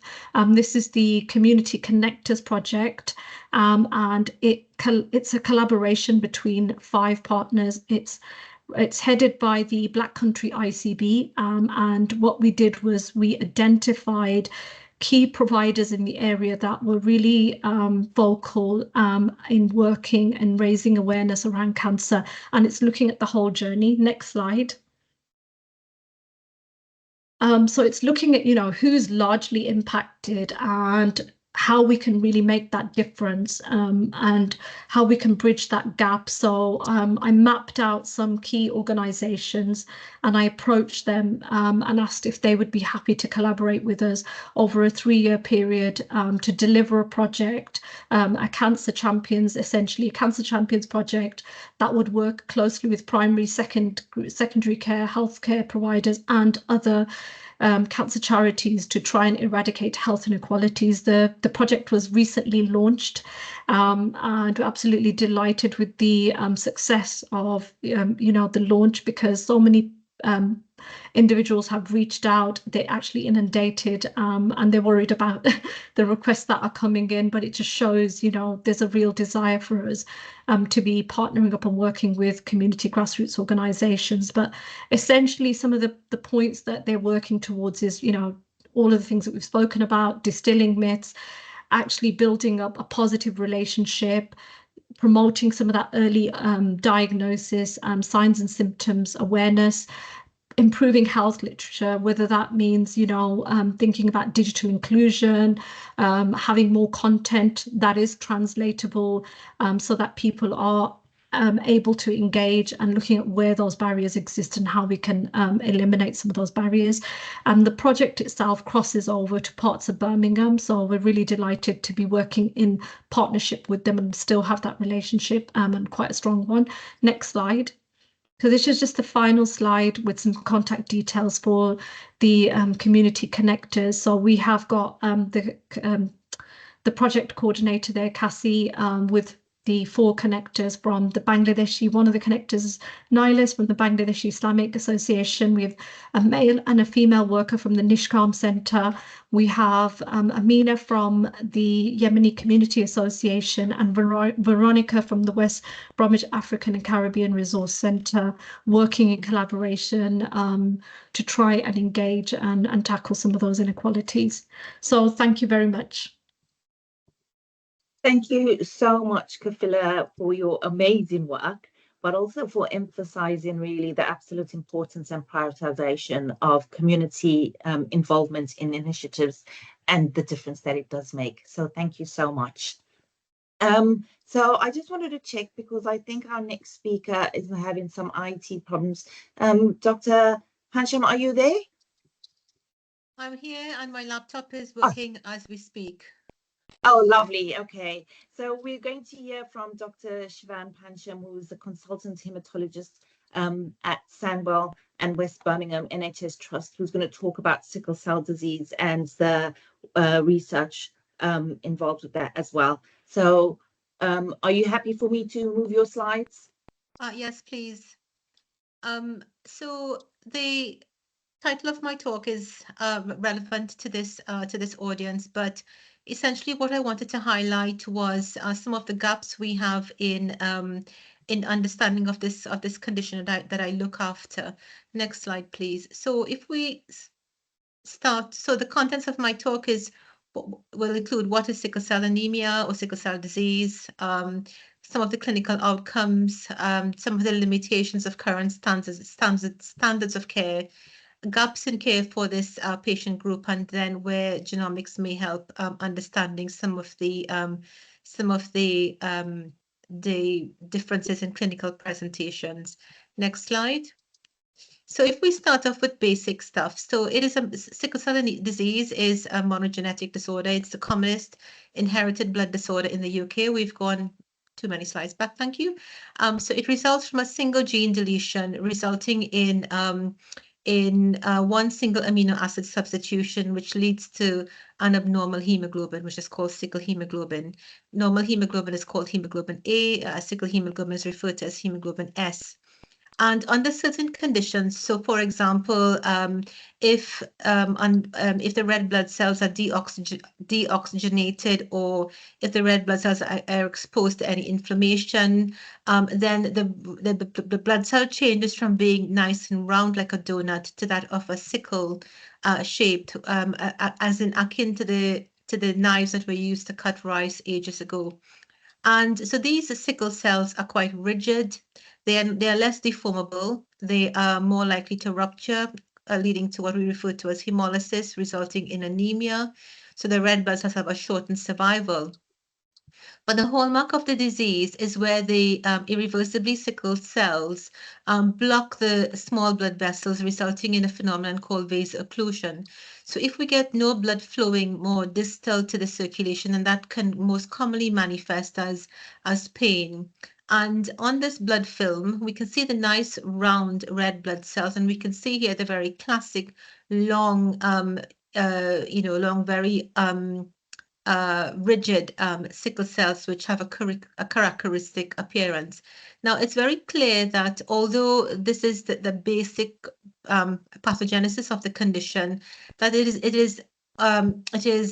there are many facets to the presentation of sickle cell disease, and vaso-occlusion on its own may not be the only the prime problem.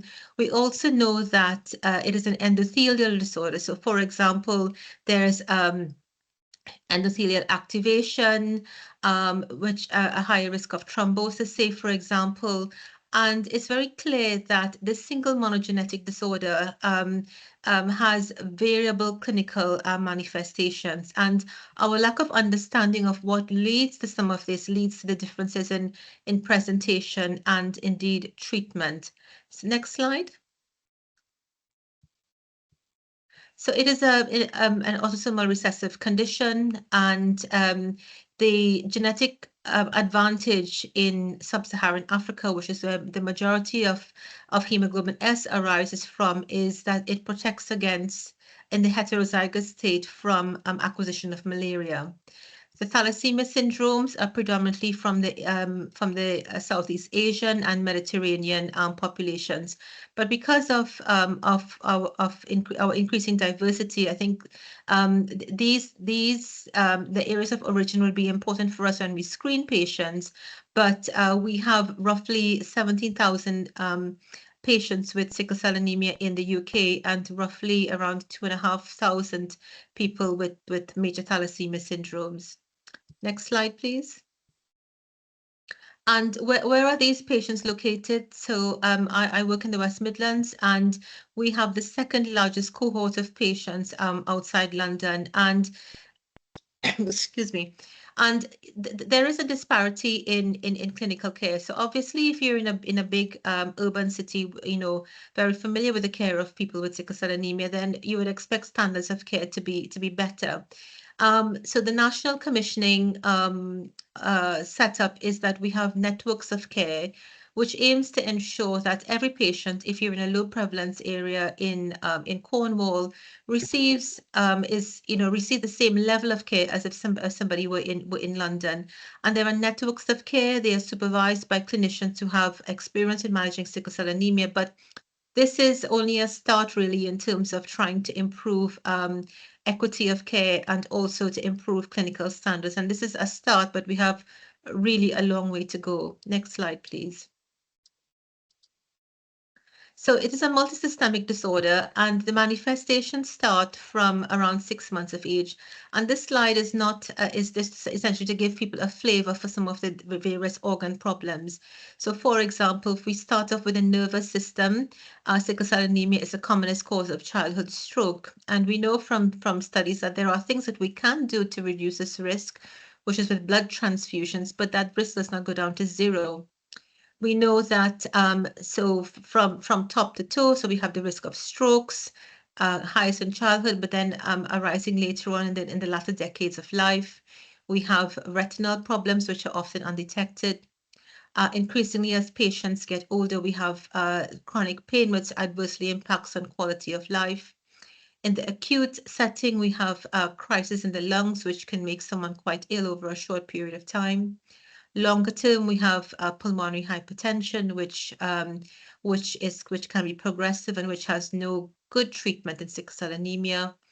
We have a risk of infections because of functional hyposplenism, varying rates of anemia, which can sometimes predispose to leg ulcers. Really terrible issues with joints, and particularly where the ball and socket joints most commonly don't get sufficient oxygen, causing avascular necrosis. young men get a condition called priapism, which is a painful erection that has a varying frequency. Some studies quote 30%, others quote more than 50%, but is underreported. We have renal problems, and we have hepatobiliary issues. So we can see it's a very diverse range of manifestations. And what makes someone get a vascular necrosis of the bone versus somebody who has a risk of stroke? I think that is the question. So that is what we do not know. So the current standards of care are for us to screen patients from a very young age for the risk of stroke, to put people on antibiotic prophylaxis to reduce the risk of infection, to start disease-modifying treatment in childhood to help preserve organ function. But this is only, you know, this is only a start, really, and it's really not known, you know, how the clinical phenotype progresses for an individual patient.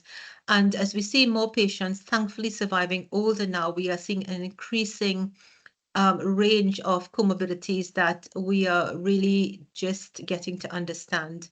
Next slide, please. Now, the survival in sickle cell disease is still suboptimal, and thankfully, since the condition was diagnosed in the early 1900s, we have made an improvement in survival. Some of that was with basic measures such as screening for sickle cell anemia and the introduction of penicillin prophylaxis. And then a burst came around the 1990s, which is when we had hydroxycarbamide, which is currently the only medication that we have to treat sickle cell anemia, which made some difference in survival.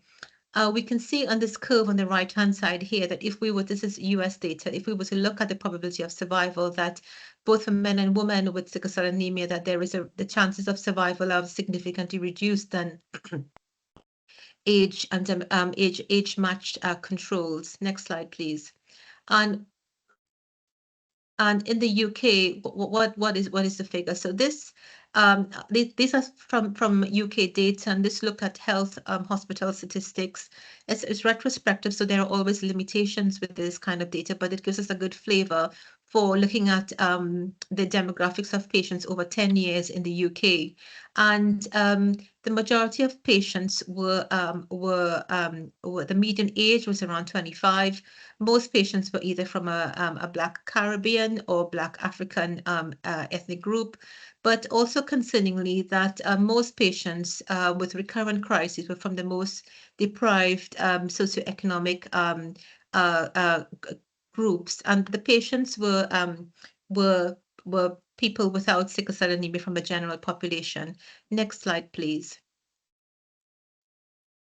We can see here that a diverse in the way in the manifestations of this condition, but the most striking thing to me as a sickle cell doctor is that if you had clinical manifestations of your condition, as is recurrent vaso-occlusive crisis or recurrent vaso-occlusive pain or current painful crisis, which is the commonest manifestation, that your mortality was significantly higher than age-matched controls.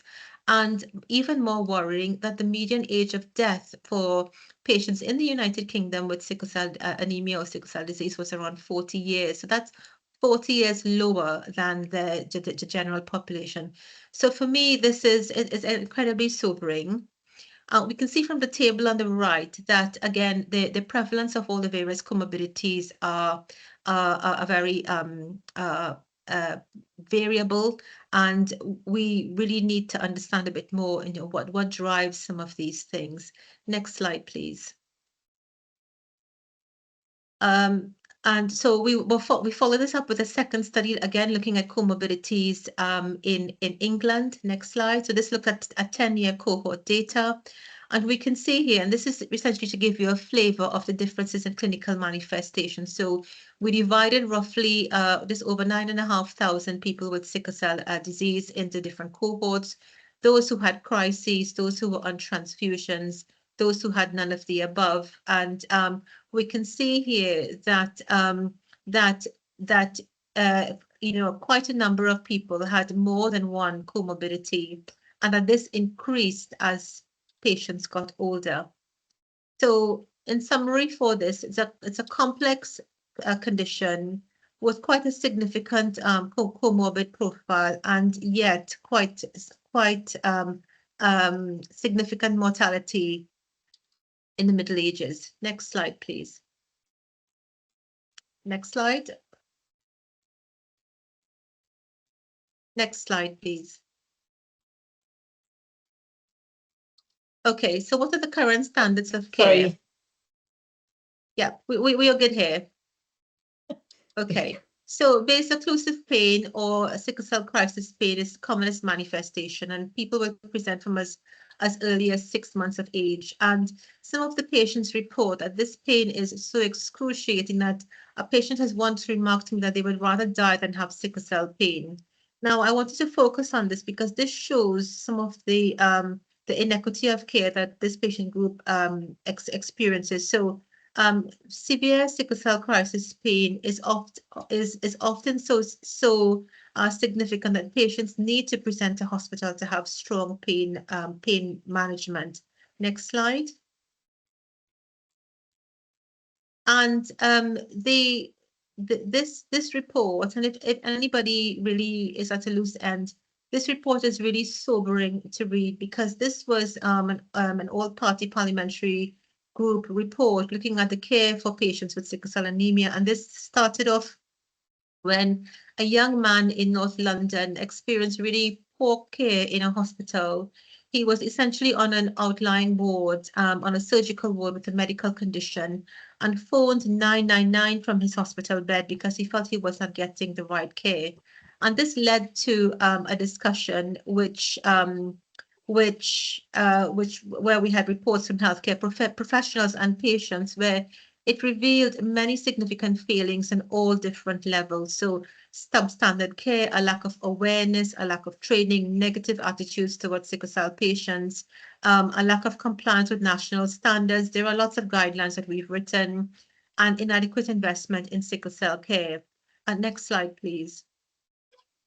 So we've talked about the networks of care. So, you know, we've seen from that report that care is substandard. We review the current work that's happening, which is by the hemoglobinopathy networks, in several ways. So it's overseen by a national hemoglobinopathy panel, by the clinical reference group, and the quality is monitored by a peer review process. What we have seen, despite the publication of standards and the all-party parliamentary group report, that we are making very little progress. Next report. Next slide, please.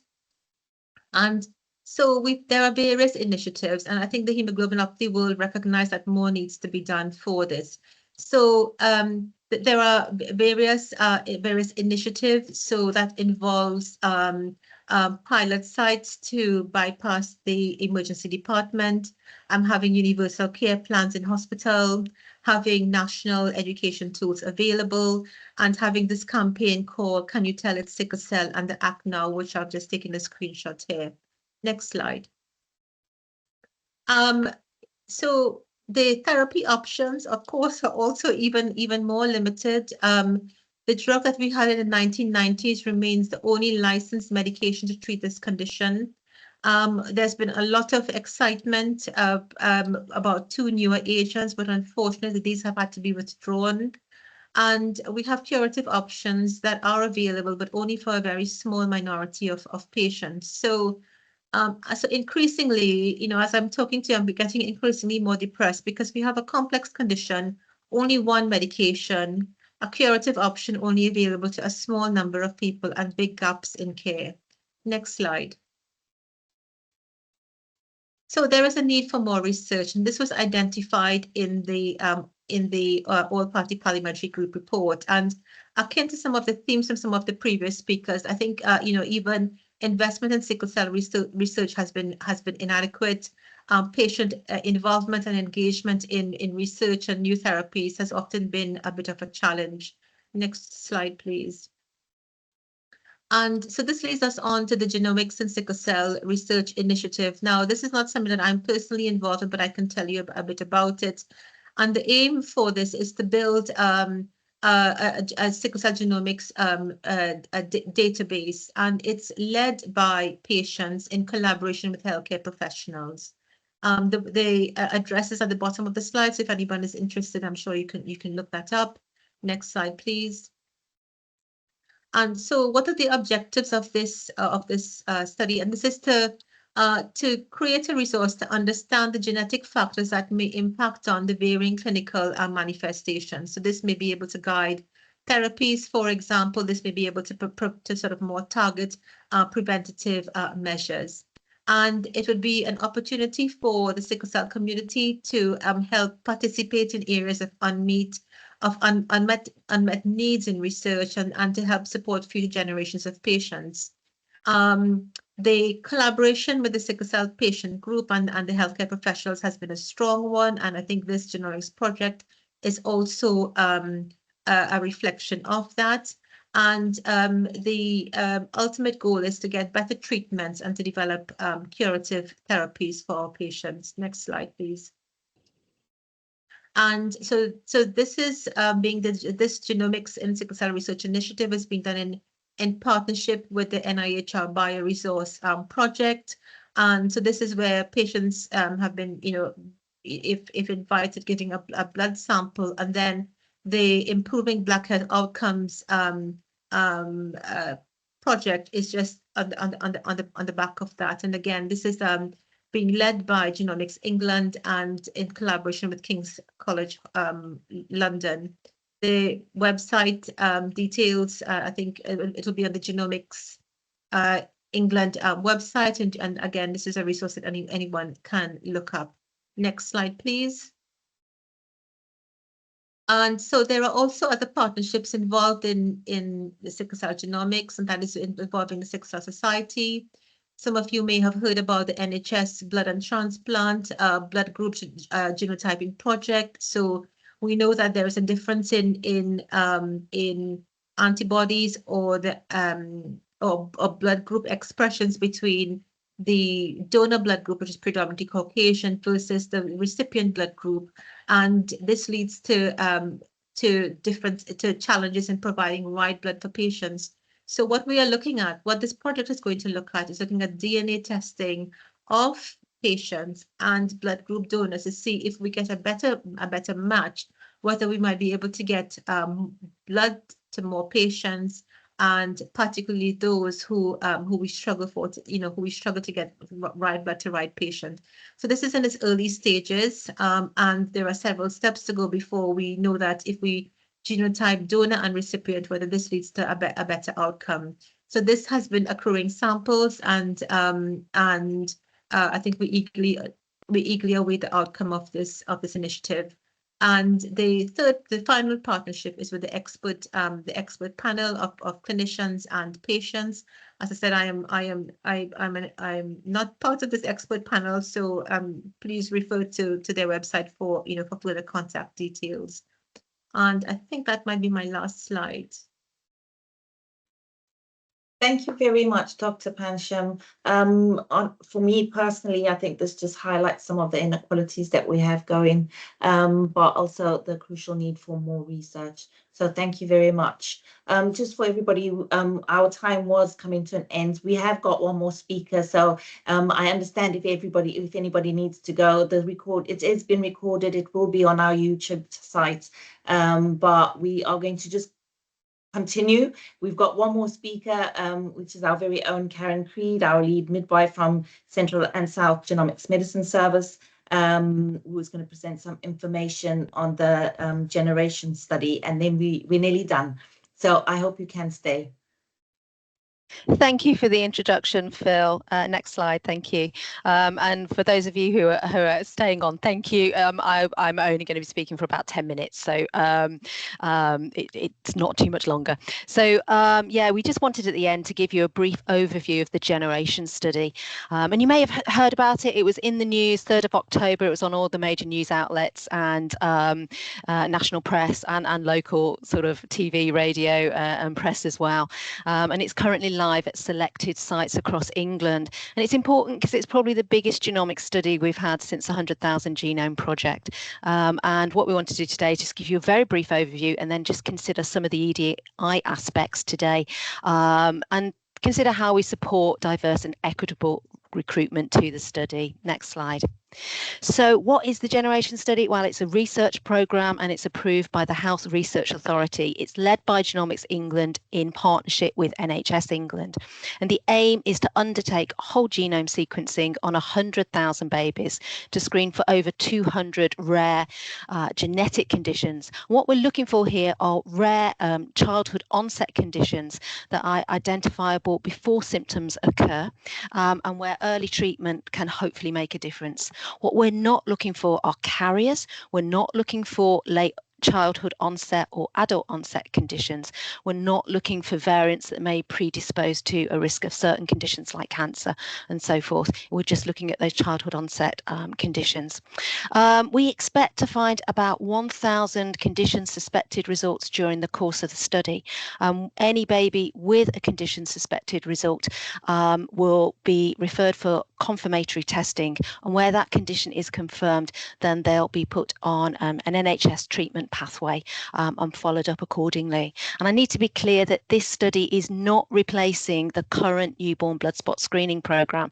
So some of you may be aware that on day 5 of life, all babies are offered a blood spot test that screens for up to 10 different conditions. That is the NHS gold standard of care and will continue. The Generation Study is just research, and it's important that all babies in the Generation Study still have the newborn blood spot screening programme. Next slide, please.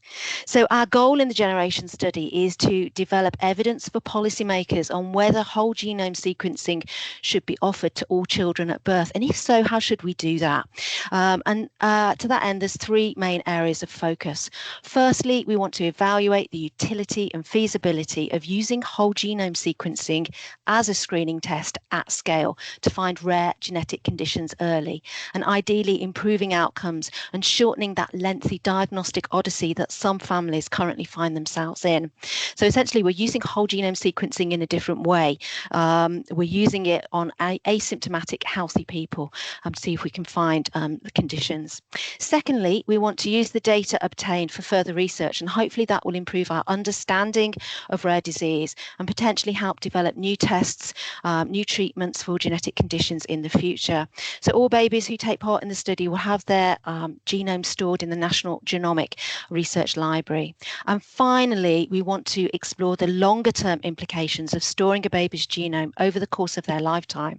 And the plan at the moment is when that baby grows up and reaches 16 years of age, they'll be asked to give their own consent, assuming they've got capacity to do so, to remain in the study. And then, of course, we have the potential to revisit that genome if they become ill when they're older. Next slide, please. So currently we are live at 13 sites across England, and 4 of those sites are in Central and South GMSA where we work. So we're currently recruiting at Birmingham Women's, Good Hope, Heartlands and Solihull hospitals. And we're working with other sites as well, so hopefully going live later this year and early next year. Eventually there'll be 45 sites, and we're up to 45 sites across England that are recruiting. So it's not at every maternity unit. We need to be clear about that. And when we're choosing sites, then we consider many factors, and one of those factors is the diversity of the people that use that maternity unit. And that's because we want to support participation of people from a wide range of backgrounds. Next slide, please. So this just gives some examples of underserved groups that we need to consider. And of course, within these groups, we may find people for whom there is lower inclusion in research than expected. These are groups perhaps that tend to have higher healthcare needs, and they might not be matched by the amount of research occurring for them. And of course, there may be important differences in how they respond or engage with healthcare interventions and sort of healthcare generally compared to other people. So during the design of the Generation Study, they tried to include as many of these underserved groups as possible. Engagement and dialogue with the public has been integral to the study development over the last 3 years before they went live, to consult really on how best to facilitate inclusion and understand some of the barriers that might exist to participation. So some of the things that have been done, we ensure that all the live sites have access to interpreting services. Some of the materials are translated into different languages. We only have 10 languages at the moment. That's not enough, clearly. Angela working to increase the number of languages that the materials are available in. We've given consideration to the language that's used to make sure that hopefully it will avoid excluding those with lower health literacy or people from lower socioeconomic backgrounds. There's an explanatory video which might be more accessible for some people rather than some of the information leaflets. But it's not enough, clearly, and what I'm hearing anecdotally from our live sites is that there are certain people or people from certain groups perhaps that are more likely to decline participation in the study. It's early days and we're just sort of getting a feel for it, but clearly we need to do more. Next slide, please. So this slide focuses on ancestry and inclusion, and of course from the last slide it's very clear that ancestry isn't the only driver of inequity, but it is important. And you've already heard today from Vidya, who highlighted the low uptake of research and the implications of that in people from certain diverse ancestries. And just one example is that in genome-wide association studies, 80% of participants are from white European ancestry, compared to only 2% of participants with African origins. And of course, this inequity in research perpetuates health inequalities because future treatments and tests may be developed on this data. And if it's not representative of the population, then it can lead to poor understanding of conditions in those groups and mistrust amongst excluded communities. Of course, the only way to address this is to encourage people from diverse backgrounds to consider participating in research. And particularly for me, I'm interested in how we can increase participation from everyone in the generation study. Next slide, please. So going forward in Central and South, we're considering how best to engage and communicate and to increase awareness and understanding of the generation study amongst different groups in our populations. To be clear, I don't want to encourage anyone to take part in the generation study, but I want to encourage people to consider whether they should take part, whether it's right for them and their family to do so. But of course, we can only do this if people are aware of the research in the first place and have the opportunity to find out more and ask questions. And obtain that information in a way that's culturally appropriate and matches their communication needs. So key to this, I think, is local working from the ground up. We've heard from, I think, nearly every speaker's talked about co-creation and co-production and engaging on a community level with community partners who perhaps are the trusted people in the communities, and that's what we're starting to explore now. So my ask to you today is if you were involved in any groups, particularly in the Birmingham area, because that's where we're live at the moment, but not exclusive to that area. Maybe you work with prospective parents or pregnant women or pregnant people, but not just people who are pregnant, fathers, grandparents. It's about increasing wider community awareness. And of course, if we can go in and talk about the generation study, then we can also have conversations about other aspects of genomics as well. So maybe you run a newsletter or you're an engagement lead, then we would really like to work with you and think about how we can connect with our local communities. If you're outside of Central and South, then don't worry, still contact us because we can put you in touch with people in your area who are working on the generation study as well. But we can come and talk about the study, answer your questions, and would be really keen to do that. So next slide, this is my final slide. So I have my email address I've just put on the slide there. So do drop me a line if you would like us to come and talk to you about how we can work with you in your communities. pop something in the chat as well. I've also just put the links to the Generation Study website. So if you want to find out more about it, if you want to register your interest to participate, you need to be pregnant at a site that's participating in the study. And if you go on the website, it will tell you which sites are currently live at the moment. There are couple more resources that I've just put there on the left, and I'll also include these in the chat in a minute because they may be more accessible to you that way. But the first one, the NGP Dialogue with Ethnic Minority Community Sector Organisations, that is a report that was commissioned by Genomics England in relation to the Generation Study, and they explored the attitudes and beliefs of 5 specific communities. And they talked to Black African, Afro-Caribbean, Indian, Pakistani and Gypsy Roma traveller communities. And it's a very interesting report, so I'll pop that in the chat. And then finally, the other link there, which says Invisible Equality Health, is a link to a video which explores why we need more why we need more diverse voices involved in health research. And it was developed by a collective of health charities and service users, and really worth a view. And to finish, I'm just going to quote from the video because I think, it's really really great video. Do go and watch it. But it says, we need every type of person represented in health research. Visibility can help shape policy, help shape the NHS, help tackle health inequalities. So that's where I'm going to leave it. It's a very brief overview of the Generation Study, and we can come and talk to you in much more depth if you're interested. So thank you. I'll hand back to Phil. Thanks very much, Karen. And yes, just to say it is a call to action, but also just thinking about research overall and our different communities and our diverse communities, the importance of research and the changes that it can make. So we just have 2 more slides. I was going to do questions. I don't think we've got many in the chat, and if everybody's okay, what we'll do is we'll go through that chat and make sure that if any questions, we'll forward them onto the relevant speakers. But thank you very much for your very kind comments that I've seen as I've managed to have a look at the comments in the chat. They are very much appreciated, I'm sure, by the speakers as well. So just to before we wrap up, just to share this link where you can sign up for future webinars and learning opportunities regarding genomics and healthcare.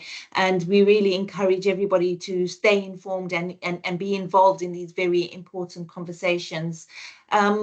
And to conclude, I'd like to leave you with this really powerful quote from Dr. Martin Luther King Jr. Of all the forms of inequality, injustice in health is the most shocking and the most inhuman.